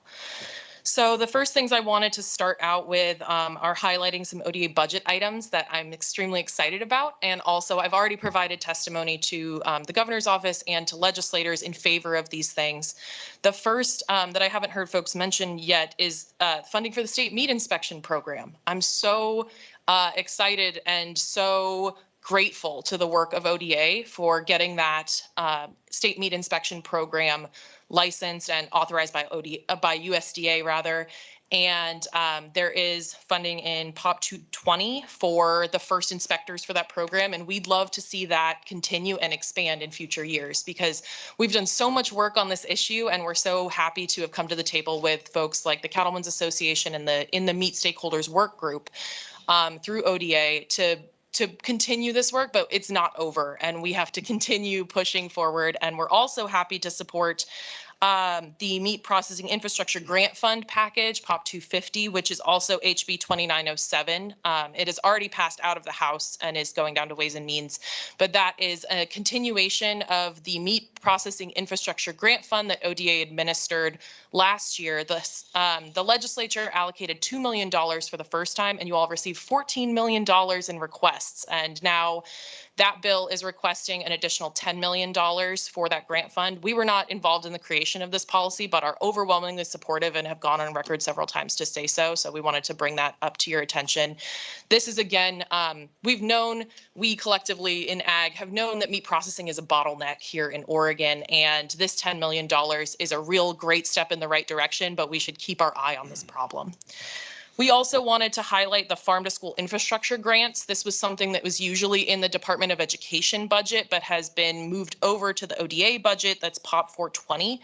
And I don't know if it was included in the governor's budget, but it's something that's really crucial to providing food security and sovereignty for our local farmers and the school systems that they serve through the incredibly popular Farm to School program, and helping small producers come up to that level where they can be fulfilling the Farm to School program guidelines that we have here in Oregon. I also wanted to highlight the agricultural opportunity grants that were originally POP 430 in the ODA budget. That's a great program that we would love to see funded to help underserved farmers thrive and diversify Oregon agriculture at large. All right, so you've already heard about SB 789, and we represent a lot of specialty seed growers throughout the state, but especially in the Willamette Valley. And it's a delicate balance because these folks, they do grow specialty brassica seed. We're one of the few ecosystems in the world that is still able to grow these types of seeds because we don't have overwhelming canola contamination here in Oregon. The science is not going to change on that risk of cross-contamination, and the Oregon specialty vegetable seed and the specialty brassica seed industry is really dependent on us protecting them and protecting this industry that's been a huge money generator for our state and has kept many, many farmers afloat. So we're in favor of SB 789. We brought forward SB 507-1. We have a -1 amendment now that enhances the farm direct marketing law, especially the producer process exemption. And that, I believe, is, they're very brightly colored. I think this is the pink sheet that I distributed to you all. And this is a group of modernizations for the producer process exemption that was passed over a decade ago, including modernizing delivery options and clarifying online sales. Those were not something that were considered when this was originally passed. They weren't popular options, but they're now a permanent part of the landscape, in part thanks to the COVID pandemic. There's also a provision in that to include farm direct parameters for big leaf maple and walnut syrup, which is a burgeoning industry here in Oregon. We were contacted by a researcher at OSU who has a cohort of 30 farmers who are ready to go with farm direct production, and they have been working with the maple sugar industry in the northeast of our country and in Canada to develop a viable path forward for big leaf maple production here in Oregon. So that's a really exciting opportunity to give small producers a way to value their riparian areas and diversify their wintertime production through, or if they have a silvopasture standpoint, combine that with animal production in a really cool way. So enjoy our new maple industry if this bill goes through. We also, at the request of ODA, we are behind the raw milk effort. It was specifically requested by our producers. There's more information in there, and I'm happy to discuss it. Our goal is to have a standard that's based on the Raw Milk Institute standards to raise the safety standard for raw milk across the board, licensed or exempt. And then we are in favor of HB 2667 because there's a very long position statement on our website that I'm happy to send to you, but I know that I'm out of time. I do want to highlight that there was a recent National Young Farmers Coalition census of farmers under 40, and only 25% of farmers under 40 across the country identify exclusively with conventional practices. And we want to be able to honor that next generation of farmers by protecting our land and resources so that the regenerative, sustainable, and organic practices that the next generation favors are possible with our ag land in the future. So that, in addition to many other things. Oh, we're also in favor of the extension $50 million increase for this OSU statewide. Want to put that on the record. And we are very concerned about IP 13 and look forward to working with you to not have that happen. Thank you. IP 3, sorry. Chair Santa Maria, members of the board, Acting Director Henderson, thank you for the opportunity to present to you this morning. My name is Dave Dillon. I'm president of Food Northwest, which is the Oregon, Washington, and Idaho Trade Association for food and beverage manufacturers. The food sector can be a little bit of the forgotten part of the value chain in agriculture. And so just by way of information, the food sector in Oregon represents 35,000 jobs directly provided by food and beverage companies, putting us right behind the semiconductor industry for the second biggest manufacturing part of the sector. We do make chips, just a different kind of chips. The total employment related to food manufacture after the farm gate is 121,000 jobs in Oregon. That also provides $616 million in state tax revenue, and really critically for our local communities, over $500 million paid by food companies to local tax bases.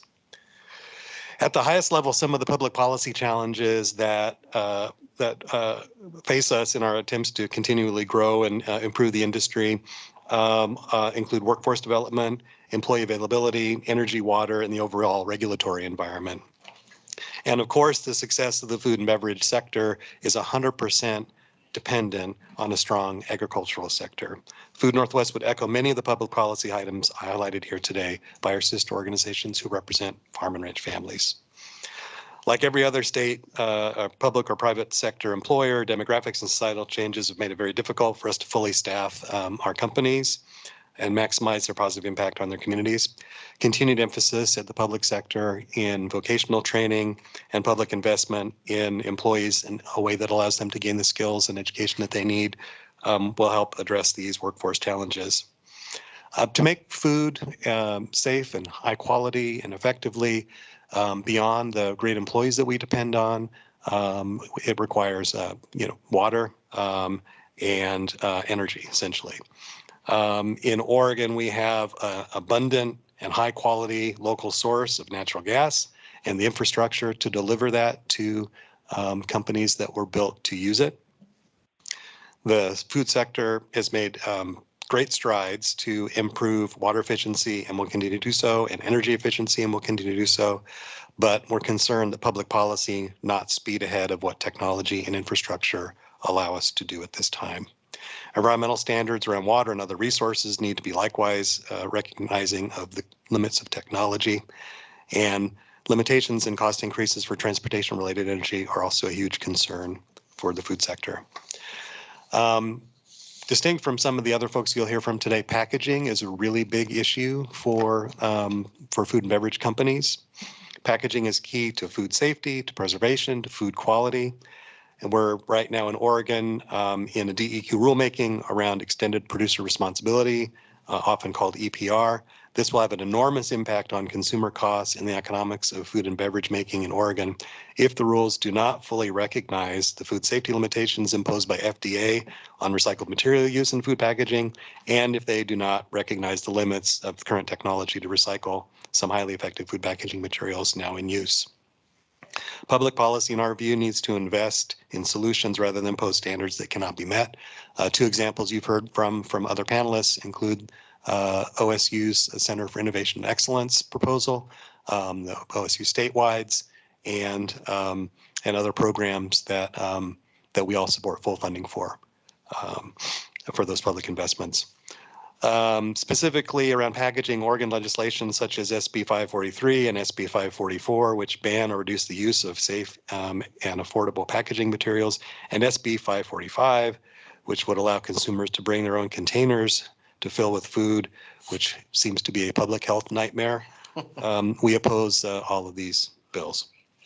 Last and perhaps most directly relevant to you as the Board of Agriculture, the food sector depends heavily on the ability of ODA to be fully resourced in the areas of food safety and other core program areas, and we will continue to strongly support general fund dollars to support these key functions and the department as a whole. Likewise, we depend on strong and credible leadership of the agency. We've been blessed for many years with excellent leadership, and that continues today under current leadership and management at ODA. We appreciate that, but we do not take it for granted.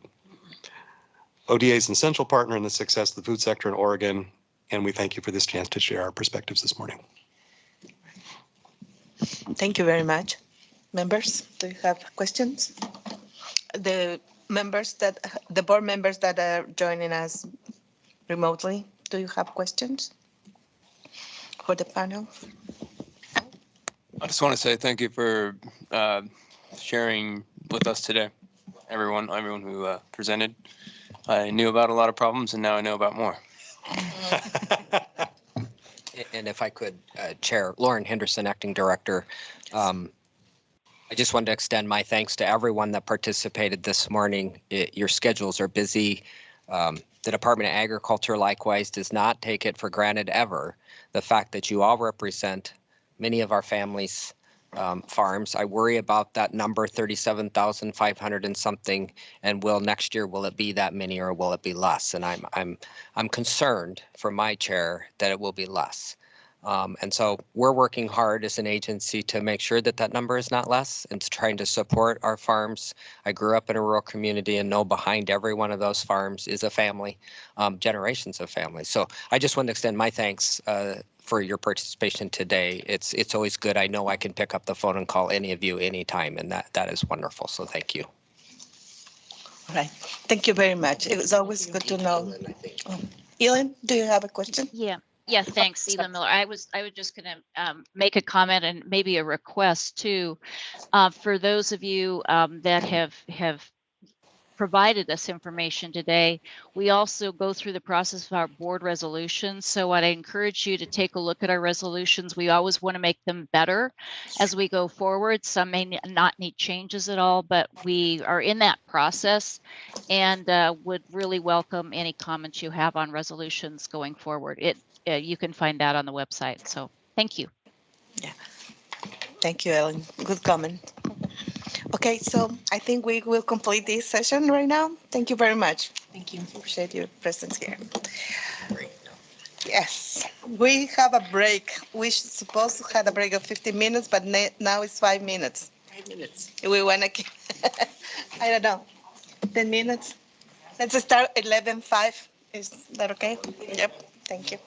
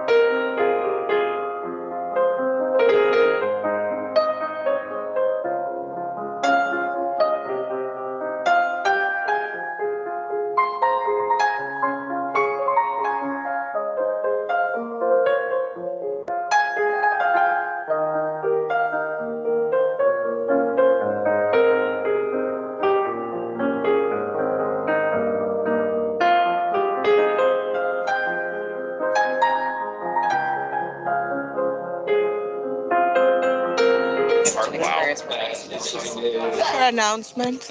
It is Hi. very tough. Share announcement. You know, my oldest Morgan, she started that way in that path, but she said We are going to extend our break it was to just 11:15. We don't have a person for public comment, so we are going to extend the break to 11:15. frank. We need more of that. All right. Thank you. I expected it from you. I did.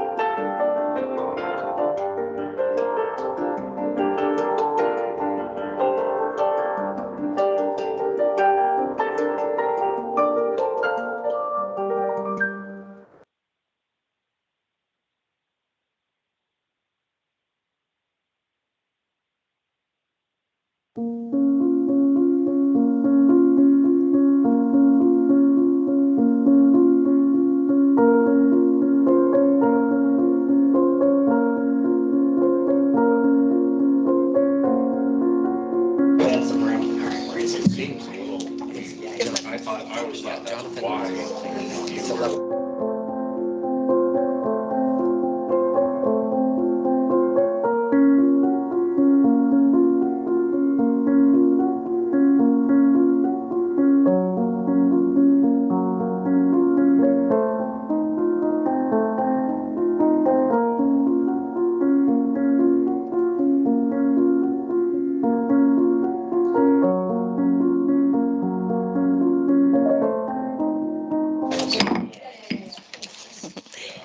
Okay, let's call order and continue with our meeting this morning. We had one public comment, but that person didn't came, so it's not online. So that's the reason we extended our break to 11:15. So in our agenda, we have next some presenters from, we're gonna have right now the ODA Plan Protection and Conservation Program updates. So Chris Beneman, if you can come and share your updates with us.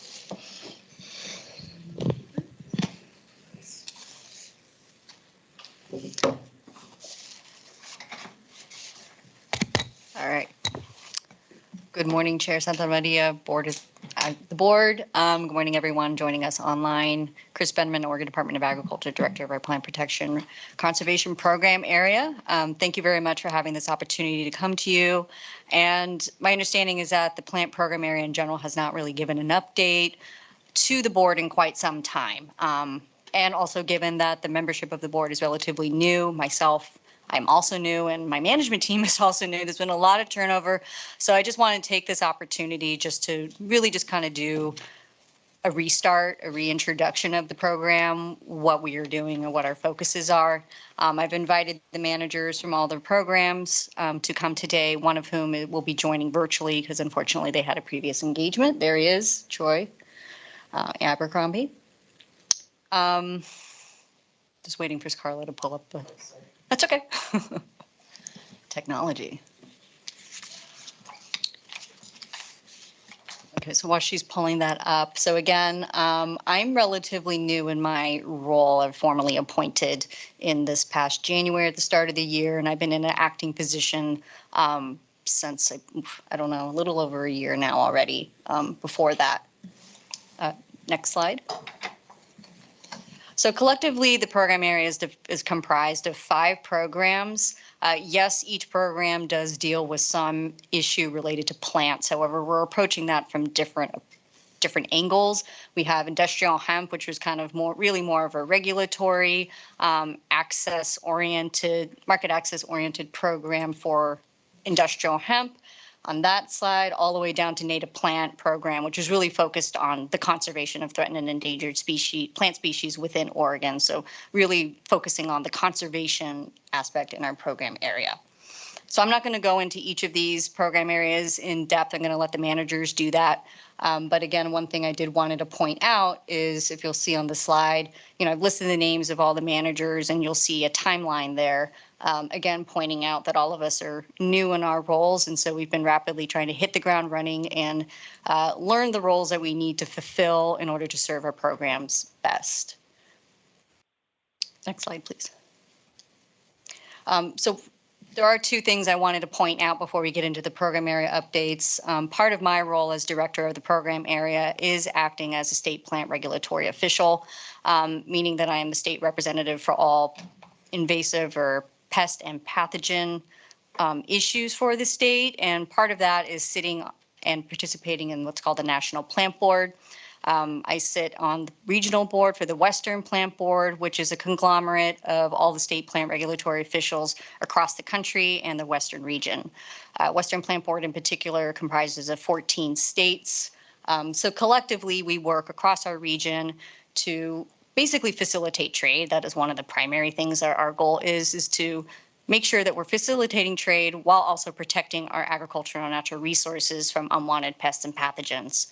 And this is really heavily relied on a collaborative relationship across states, as well as with USDA Plant Protection Quarantine branch of the federal government. So working together, and a big benefit of this is that it's fostering that collaborative relationship. And again, we do work quite extensively with USDA, APHIS, PPQ. However, sometimes that can be a slow process, and often being able to pick up the phone and call a colleague in another state can often come to a quicker resolution, especially when it comes to a trade or a quarantine issue, than it can be working with our federal partners. So again, and collectively, we can band together on a regional basis, on a national level, to come with resolutions or proposals that can then be addressed to APHIS PPQ in order to come to solutions that work for all. Next slide, Carla.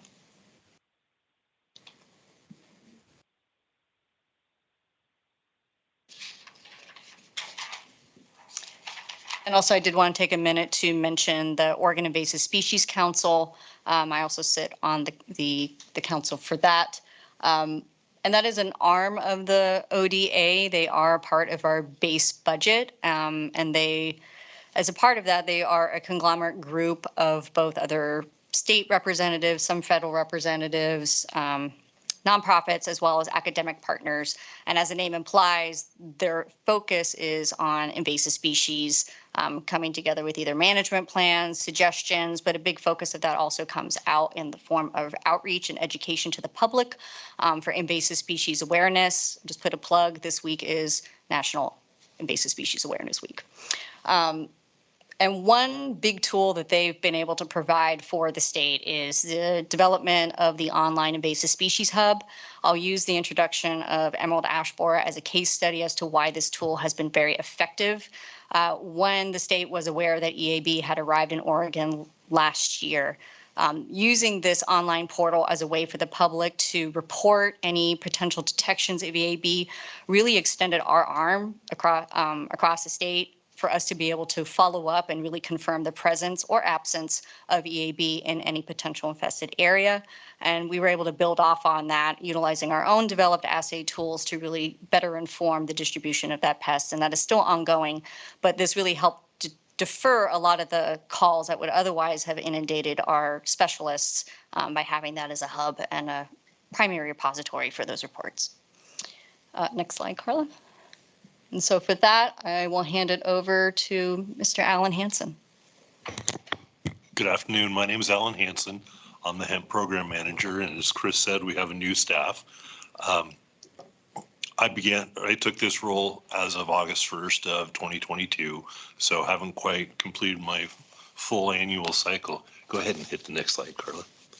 So what we're working on, when I started, we had we're getting ready to do our presumptive testing. And in 2021, we had Operation Table Rock, which was impact of House Bill 3000, where our goal was to visit as many grow sites as possible and identify through a fairly quick testing method to determine if it was actually hemp or if it was illegal marijuana. So when I started, we were getting ready to do that again for 2022. We changed the program. Operation Table Rock was focused in on Southern Oregon. In 22, we looked at the entire state. At the time, we visited approximately half of our hemp growers, and what we found, so compared to 21, you'll see that we had 4% failed in 21 compared to 13% in 20, we had 4% in 22 compared to 13% in 2021. And so we're starting to see a lot of the illegal growers move out of the ODA hemp program. And that's my primary goal in the short term. Carla?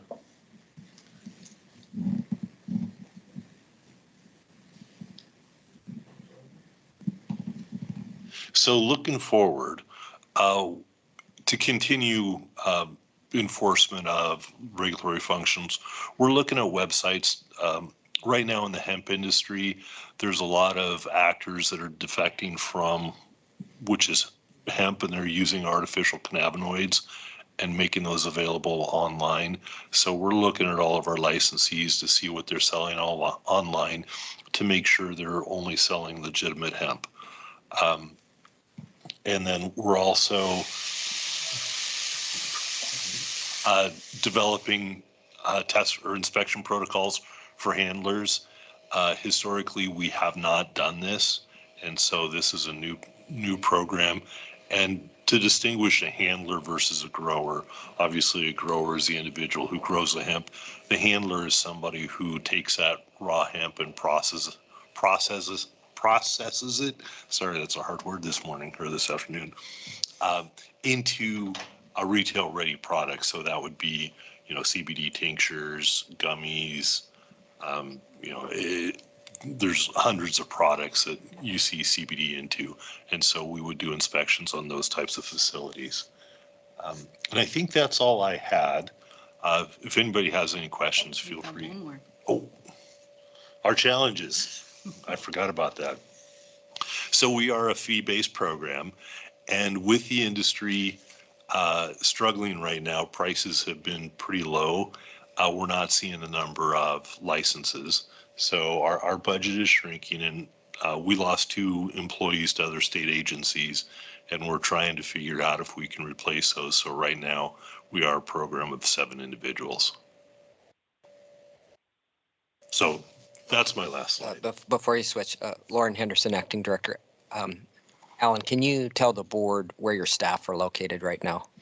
So I've got 2 individuals, 2 inspectors down in Medford.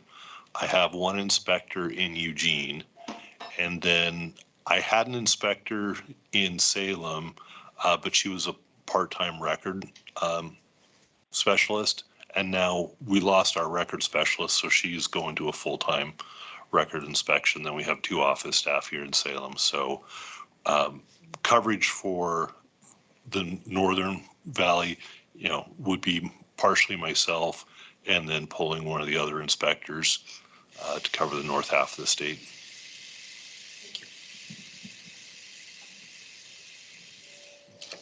Great.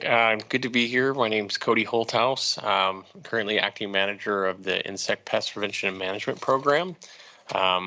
And I'm also fairly new, but really excited about my role here. And I'm pleased to update you on what we do and what we're up to this last year and going forward. But primarily this program is really focused on survey and detection. We have thousands upon thousands of traps all across Oregon. I just recently moved from a position where I was coordinating a lot of the Portland field office area, so a lot of the Portland metro area, and we have upwards of 15 to 20,000 traps and density up in that area alone, not to mention the rest of the state. So a large part of our effort is spent looking for and detecting any potential invasive insects, exotic insects, things that would come in and potentially harm our agricultural industries here. And that's a long, long list in the way of potential invaders and those that are already here as far as insects go. So we have job security now and going forward for many years to come, I imagine. But yeah, we protect the markets and we're looking at early detection, rapid response. That's that EDRR acronym there. And so, we not only detect some of these insects, but respond accordingly. And then a large part of our time is also spent on identification and curating any detected insects that we find in the field. We have a team of expert entomologists here at ODA, and really proud of the work we do, not only for the invasive insects that we find, but we also do quite a bit of work for native insects as well. We are kind of the world hub for ambrosia beetles, other bark beetles. We teach people across the nation how to identify them. Really proud of the work we do in our lab. And we use that work to also create a lot of outreach materials that we share widely with local cooperators, national cooperators. So a lot of time spent on outreach as well. And yeah, beyond just the outreach, our data is also shared. Chris mentioned the Western Plant Board.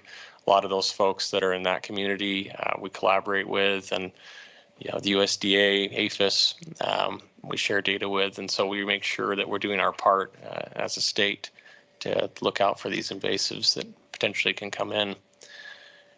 Next slide.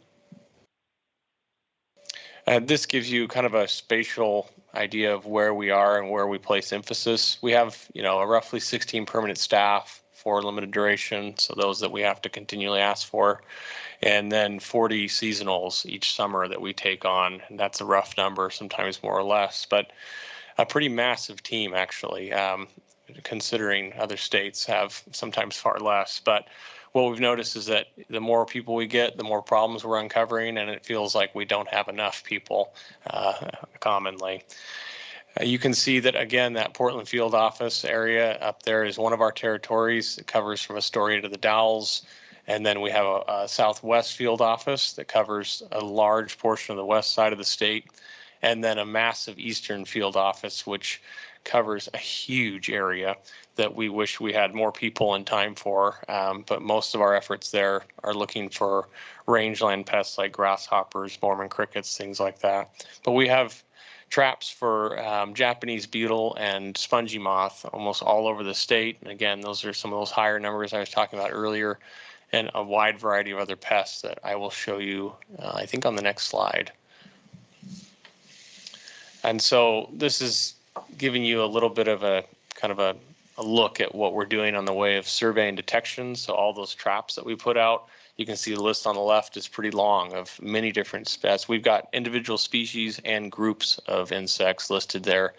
And these are just to name a few. We have an unlimited number of insects to be looking at. People from other agencies, other states alerting us to things every single day. So it's a very long list, but we do survey.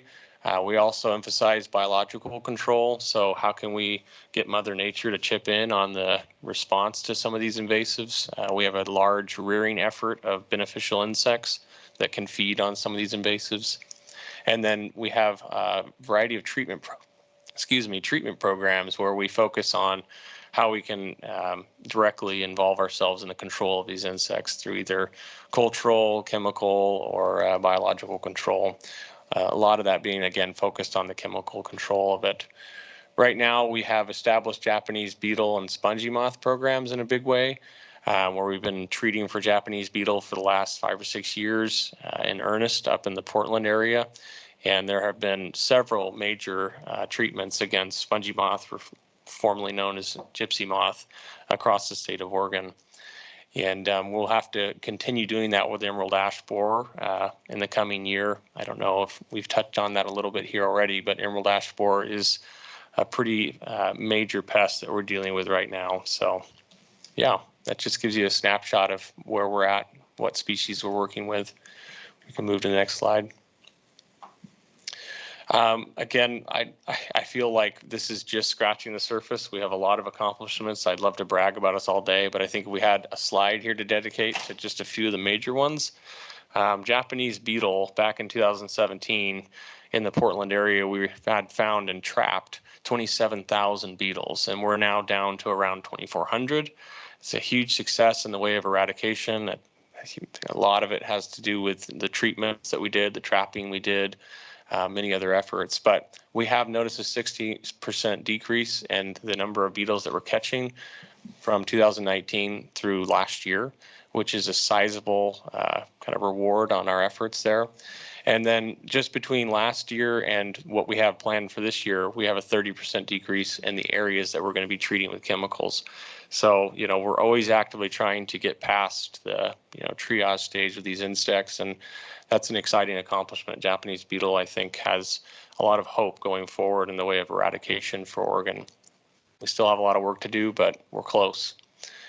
And you can also see that we work on many other things besides these species. We have 13 different large projects that are funded at a federal level. So quite a bit of cash that we play with each year to try and combat all these different pests. A lot of work goes into securing those funds, reporting on how we're doing. So yeah, very excited about that. And yeah, emerald ash borer, like I said, is on our radar right now. It's a very, very important pest. And as we just discovered it last summer, it's important that we move forward with speed now. And so we've been granted emergency board funding, $500,000 to go after treating this insect, responding with seasonal staff that will help us survey for it, girdling trees, treating trees with insecticide, and really trying to slow the mortality of ash around Forest Grove where we detected it here in Oregon. And hopefully that will give industry leaders, cooperators, other land managers time to actually respond to what their land and properties need in the coming years of the inevitable spread of this insect. Yeah, I think that's that for that slide. And like Alan mentioned, you know, there's a lot of successes. There's also challenges, and IPPM has a whole slew of challenges, most of it being that we have far too many insects for the amount of people that we have. And so we're always looking for more bandwidth on our team, or trying to, you know, scrape together some more funding to get more programs or sub-programs together so that we can attack these pests. Yeah, it's an ever-evolving problem. We are seeing on average about 10 species a year becoming established in Oregon as far as exotic invasives. And I don't see that number decreasing. I think, you know, with the amount of trade going on, I've heard rumors that Columbia River is getting more trade through it this last year due to COVID and short supply issues. So I envision more propagules pressure happening here in Oregon. And yeah, I don't know where we're going to get the people in time. It'll be interesting. Yeah, and I think lack of funding is always, you know, a partial issue. We had another pest, Mediterranean oak borer, come in this last summer, just kind of on the curtails of emerald ash borer. Emerald ash borer is a more well-known pest. It has just more of the limelight right now at a national and state level. And so this other species of oak borer has arrived, and we just don't have enough funds right now to really go after it the way it deserves. And so it will slowly kind of spread its way across the northern Willamette, and we're going to just wave and smile a little bit unless we can scrape together more funding and people. So again, a lot of insects to chase, and we have a great team, but there's an infinite number of them, it seems. So anyway, that's a quick little update on IPPM. Thanks for listening, and appreciate you being here. Thank you, Cody. Thank you, Alan. Carla, sorry, she stepped away for a moment. We're ready for our next to dive into native plant conservation program. So Troy, if you're with us, if you could carry on. I am. Can you hear me? Loud and clear. Thank you. Yeah. Good afternoon, Chair and Board. For the record, Troy Abercrombie, Oregon Department of Agriculture. As you saw in the beginning, I do manage two separate programs for the department, and I'm going to give you a brief overview of both of those programs, kind of back to back here, what we do, how we do it, some of our accomplishments and challenges. And so with the Native Plant Program, this program oversees the conservation and management of Oregon's threatened and endangered plants. All of these plants have ecological and cultural significance, and they also can serve as indicators of ecosystem health and functionality. Next slide. And so we accomplish our work with the help of 4 permanent staff as well as seasonal employees as needed. Most of our staff is based in Corvallis at the Botany and Plant Pathology Labs at Oregon State University, thanks to a very strong partnership that we enjoy with the university. And throughout the year, that staff balances a heavy workload that includes a great deal of field work as well as lab and greenhouse work. And that work is funded through state funds, grants, and federal assistance agreements. Next slide. And so our staff assists state and local governments and other partners with managing threatened and endangered species that occur on their property. We also handle some of the permitting and for restoration work and external research when there's a nexus with one of these listed species.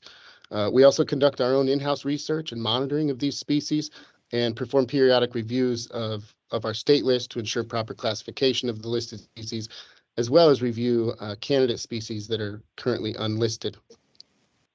Next slide.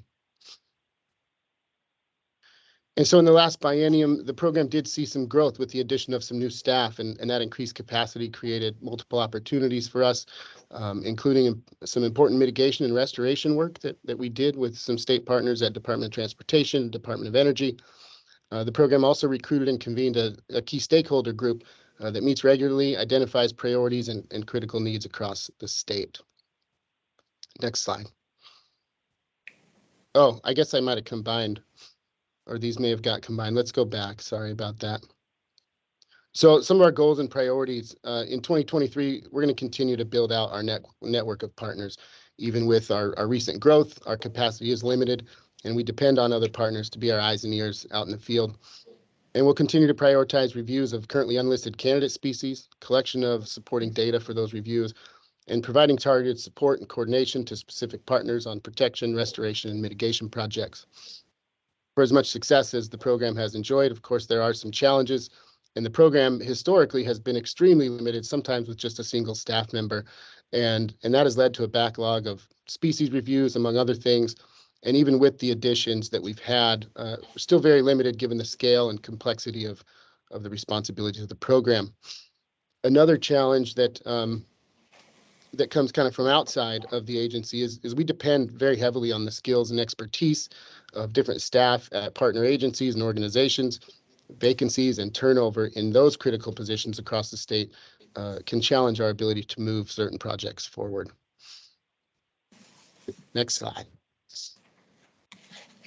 So the other program that I manage is the Noxious Weed Control Program. And our main function is to protect Oregon's ag and natural resources from the introduction and spread of state-listed noxious weeds. These weeds can have severe economic and ecological impacts in Oregon, particularly within our ag and timber industries. They also degrade important habitats for fish and wildlife and ecosystem services provided by our natural landscapes like water quality. Next slide, please. So we have 9 permanent staff, as well as some seasonal staff. 6 of those permanent staff members are stationed throughout the state, and they serve as regional specialists in those areas. Our management and admin staff are based out of Salem, and the program is funded primarily by state lottery, federal funds, and some grant funds. Next slide.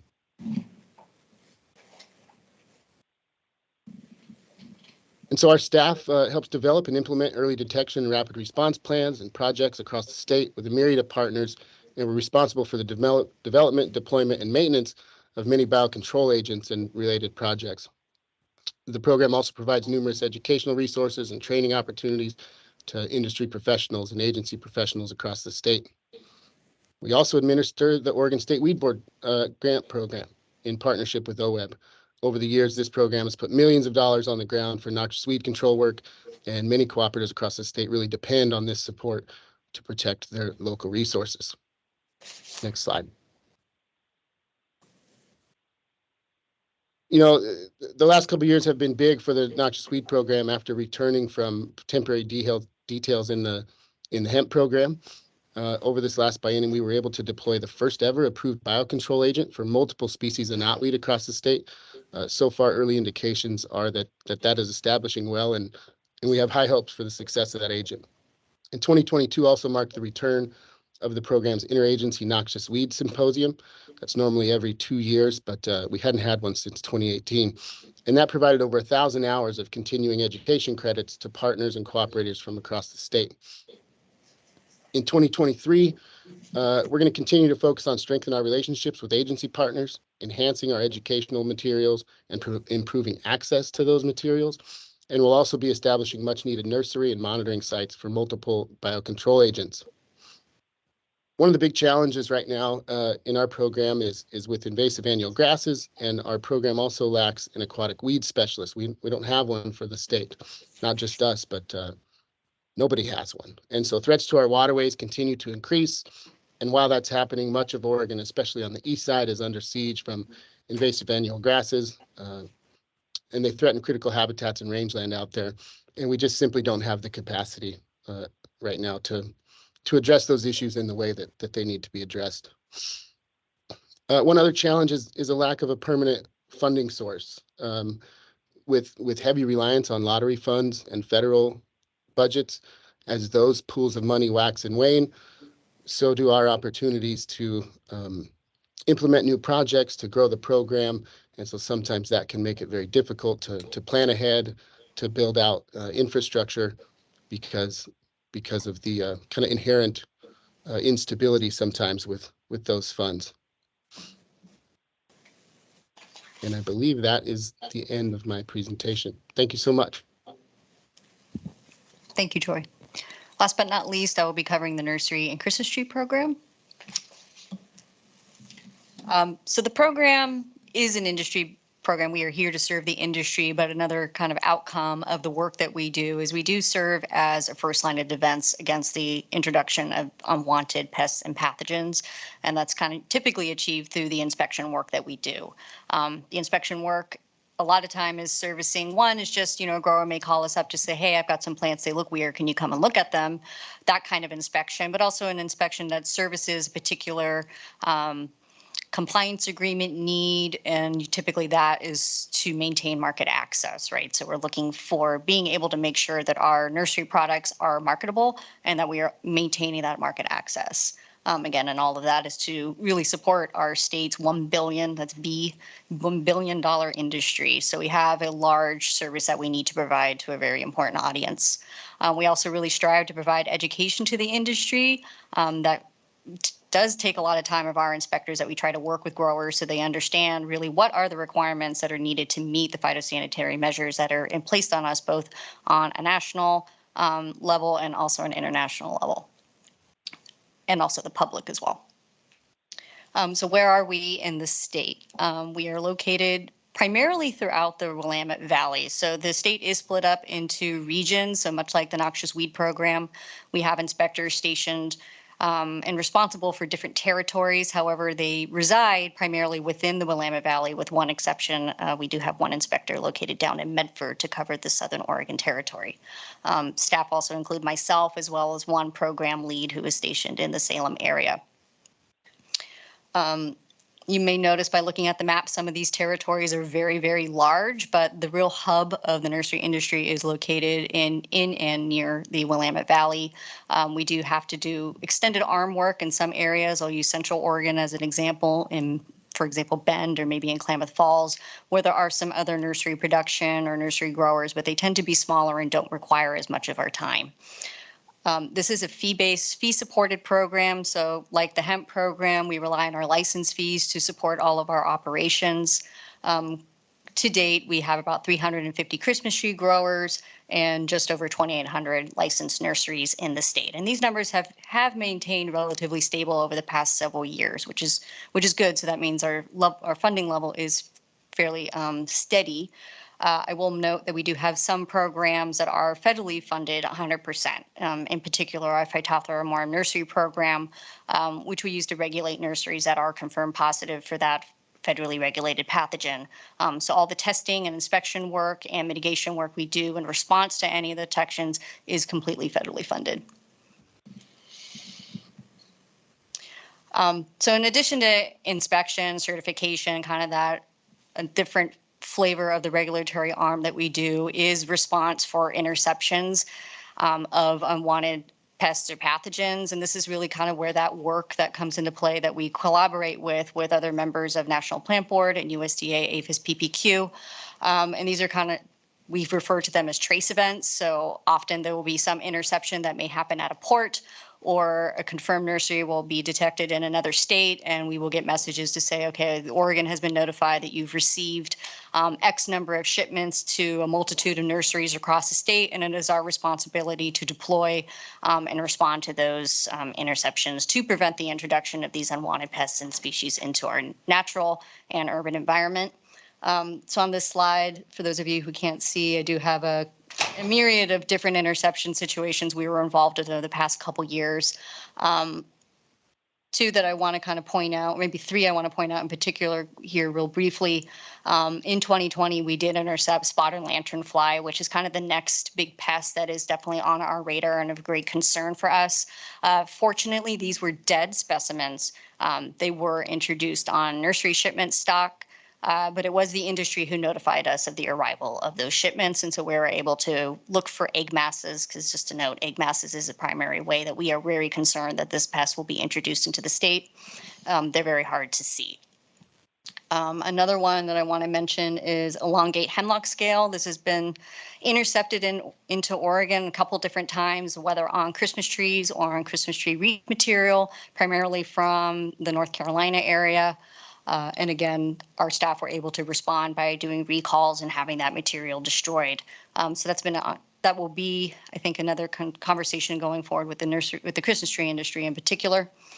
And Japanese beetle, we've already talked a lot about that, but I do want to point out that we did receive a fairly significant shipment of non-compliant material from Michigan. And you may say, well, you already have that insect in Oregon. Why do you really care? The reason is because those shipments went to private residential locations all over the state. So that would put Oregon at risk of having another introduction somewhere else in the state where we already don't have an active survey and treatment program. And that would stretch our already very limited resources by a huge amount that I don't even want to think about it. So that is why these kind of recalls are so important. Just like everyone else, we do try to have a lot of accomplishments, but only so little time. Again, quarantine enforcement is really a big part of what our program does. We did implement a allium leaf miner quarantine not long ago, and that was to protect our garlic and onion industries. So we do enforce that because a lot of those products do come through as nursery sales, especially into retail locations. So we often have to deal with non-compliant material that comes through. I already mentioned the Japanese beetle situation. We also did update our grape and pest and disease quarantine not that long ago. And so again, following up with non-compliant shipments is also something that we've been putting a lot more effort into. So that also counts as one of our accomplishments. And for challenges, again, we've already heard this again, but I'll say it one more time. So little time, so many little resources in order to keep up with the never-ending train of invasives that are coming into Oregon. And again, our ability to be able to really respond with an EDDR framework is constantly being challenged. And just as a note, online commerce has also been an ongoing, evolving situation as well. And we are short on time. I think I'm already over. No? Okay, I'll go through this one last one then. So one more. So kind of using this situation of grapevine mealybug as kind of an example of a couple of different things. This was detected first by Oregon State University in 2021 in Jackson County. Why is this a concern? It is a insect pest that's been on our grape pest and quarantine for some time already. California does have very active infestations of this pest, and the quarantine was supposed to keep it out, but here it is. So how did it get here? We don't know, but likely it was probably because someone bought in some material that was infested and it wasn't caught, and here we are. Another concern of this pest, not only does it attack grapevine, it has a fairly wide host range, so that is also makes management particularly challenging when you have a situation like that, but it also acts as a vector or it can transmit other leaf roll viruses that are also under our quarantine. So this kind of has a twofold potential risk to the grape industry. So right now we're at the position where we have received funds from the Oregon Wine Board to perform surveys as of last year. Now that the data is in from that, we know that we have a rather larger infested area. It's concentrated, but it is much more, it is larger than what we were originally thinking. So again, as kind of Cody was alluding to, we're in that position of how do we respond? How can we respond effectively given the resources that we have at our disposal at this moment? So again, we'll have to be reaching out with industry to see how we can find a path forward to that. So I only mention this as just another case study of you never know what's going to pop up around the corner. And that is all I have to share for today. So we don't need to go over that one, Carla. Thank you. All right, so thank you again for your time this morning. I'm happy to take any questions. Do we have questions from the board members? Elin always has a question. It's no, it's okay. It's good. You have a question, Elin? I actually do. Oh, Anyway, please, Chris, thank you for that update, especially on the mealybug, because even though it's affecting grapes at this time, other crops can be very affected.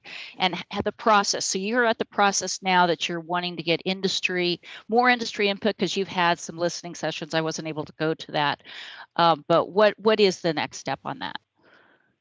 I think that's still part of what we're trying to figure out. So I know that we have already submitted another request to the Wine Board for, again, kind of a similar grant that we had last year to do additional survey. But again, survey really just kind of helps us determine spread. It's not the reaction.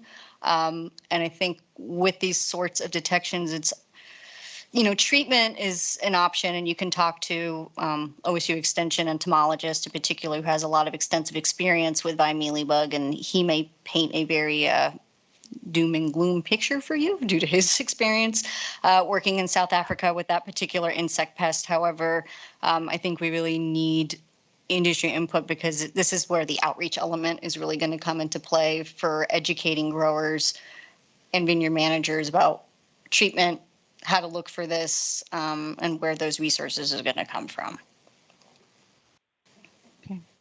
And to what extent we can, if different industry groups can help on that. And I know you've already embraced that, but more to come. Yeah, there's definitely more to come for that. Thank you. Okay, thank you. Miguel Lopez. Chris, are you getting similar kind of funding from other ag sectors for specific components as well? So like OWB gave you money for this component for mealybug.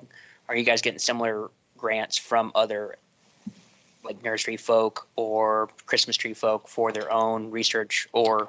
It's been, I can't speak as an expert to that just because I haven't been with the program for that long, but in my experience and what I know, it's always on a case by case basis. So I'll use light brown apple moth as an example. So that was deregulated by the federal government in early 2021. We did not have established state funding to continue our trapping program as we had done previously. So at that point, I think it was the High Bush Blueberry Council that came to us, and they were really concerned because they wanted to be able to secure their markets to South Korea in particular. So they were able to get some funding through USDA, put a grant together. They contracted with a private pest consultant group so they could do the trapping. And then we were using our expertise to do the identification of any potential light brown apple moth specimens that were caught in those traps. So in a way, we were able to kind of rely on that funding to kind of kill two birds with one stone in a way. And to date that has been working. So we have that. But again, that will need to be revisited because that was only a 2-year grant. So we'll have to, again, take that step by step to see how that can be done. Apple maggot is another example where we have that small infestation that we've been working and treating in Eastern Oregon. And that was through an ODA run, the specialty block crop grant that we were able to then get funds for that to continue that trapping work there. But in general, I don't think there's typically been a lot of industry coming and paying for the complete survey work. And that's always a challenge because they get stressed with their resources, we get stressed with our resources. And that's not unique to ODA. I know our partners at Department of Forestry, for example, are often in a similar position. And a follow-up question. So Cody, you had not mentioned, but you showed us a slide of the 3 regional offices. So Portland, Southwest, Eastern offices. Why is Portland so small? It's a good question. Most of it has to do with the fact that we have a lot of propial pressure or, invasive events in that area. And because of the port, the airport, we just have a lot more movement of goods and materials. And so, again, just more events of introduction there. And that's created a lot higher density of trapping grids and what we call delimitations. We have to do really dense delimitation trapping around where we find, a one-off of a species and then confirm that the area around it doesn't have more of that species. And so just, I think, based on the history of what's gone on in that area, and then also there's always the human bias, right? I mean, you look at any data set mapping insects or plants or anything like that, what do you find? A lot of times those detections are along roadways. The I-5 corridor would be a great indicator of that. Where do we spend our time? Where are we looking?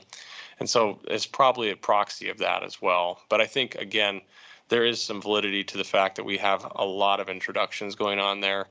Japanese beetle is regularly detected in airplanes coming out of the Portland airport there. We had, I think we're pretty sure, we're not certain, but we think this, Mediterranean oak borer that I talked about earlier probably came out of one of the domestic, flight paths coming out of like DHL or Amazon factories that are over there by Troutdale, just east of the major Portland area. So yeah, it's, I think, again, just getting back to how many introduction events do we have and where are we putting our responses? And yeah, I think it's shaped infrastructure over time. Thank you.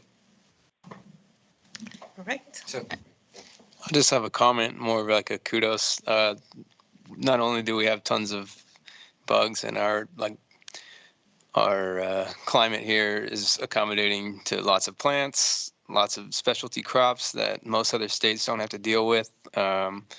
So yeah, you guys have a lot going on, and I know as a nursery person, we have a really good reputation, and it's because of the Department of Ag. Like, they just assume that we're shipping clean material that we're inspected way more often than most other states are. And so thanks for the work that you do, and keep it up, and we'll continue to support you from this board. And Chair, if I could, Lauren Henderson, Acting Director. Chris, you get the gold star for the most compliments today. Good job. I just wanted to mention to the board, because you have it sitting in living color right before you. You have heard me talk about the generational shift that we have in our agency. And when I say that, I don't mean age. It has nothing to do with age. It's people like me that have been at the agency for forever. What you have represented in this management group, and when I literally talked Chris into taking over the program director, because I not only knew she could do it, I knew she would do it well. And at the time I asked her to do that, she almost was managing this whole program area by herself, because we had no managers, because they'd all either left or transitioned out. And we just recently had 44 years walk out the door and Tim Butler over the noxious weed program. But the reason why I bring that up is you will see, I think, that evolve over time here. It is a good thing. It's not a bad thing. I'm really excited about this program and the new management team. Collectively, all four of you, and you have one more manager to hire over the nursery. I'm not sure there's 5 years of management collectively for you in this program, and that includes a new office manager too. So I just wanted to point that out. I'm glad we were able to bring this team here early. I'm excited about the possibilities, but most importantly, our agency teams have to really not only work together and help each other. That's a big emphasis of mine. But also, this team has already proven they can work across programs and reach into some other programs and help, and likewise. And I think the future is more of that for our agency as we go forward, and maybe less siloed, but realizing that we're all working for the same things, and that's to support Oregon and Oregon agriculture and our businesses and our farms and our families, and the list goes on and on and on. But this program, particularly the funding question, I'll just end with this. This program is one of the most difficult programs we have for me to figure out what is the right level of funding. You have to have the core science ready, able when that emergent thing comes around. But when you're doing things on a project or emergency, you ask the question about I think, Miguel, you asked about, do we get funding from others? We do, but it's always in the middle of a crisis.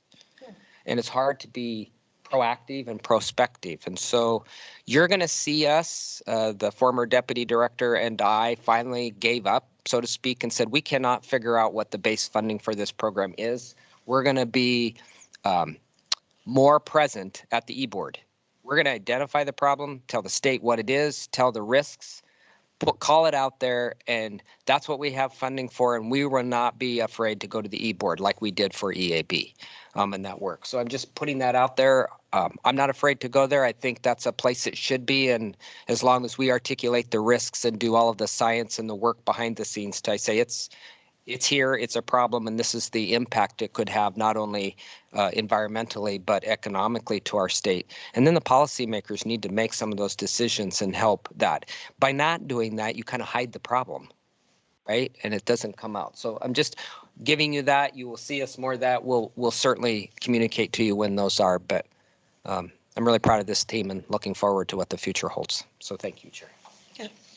Thank you. And just my final comment about the group. I feel connected with plants, so I think you are doing a good job just organizing and preventive. That is what we're looking for, right? That is the most important thing.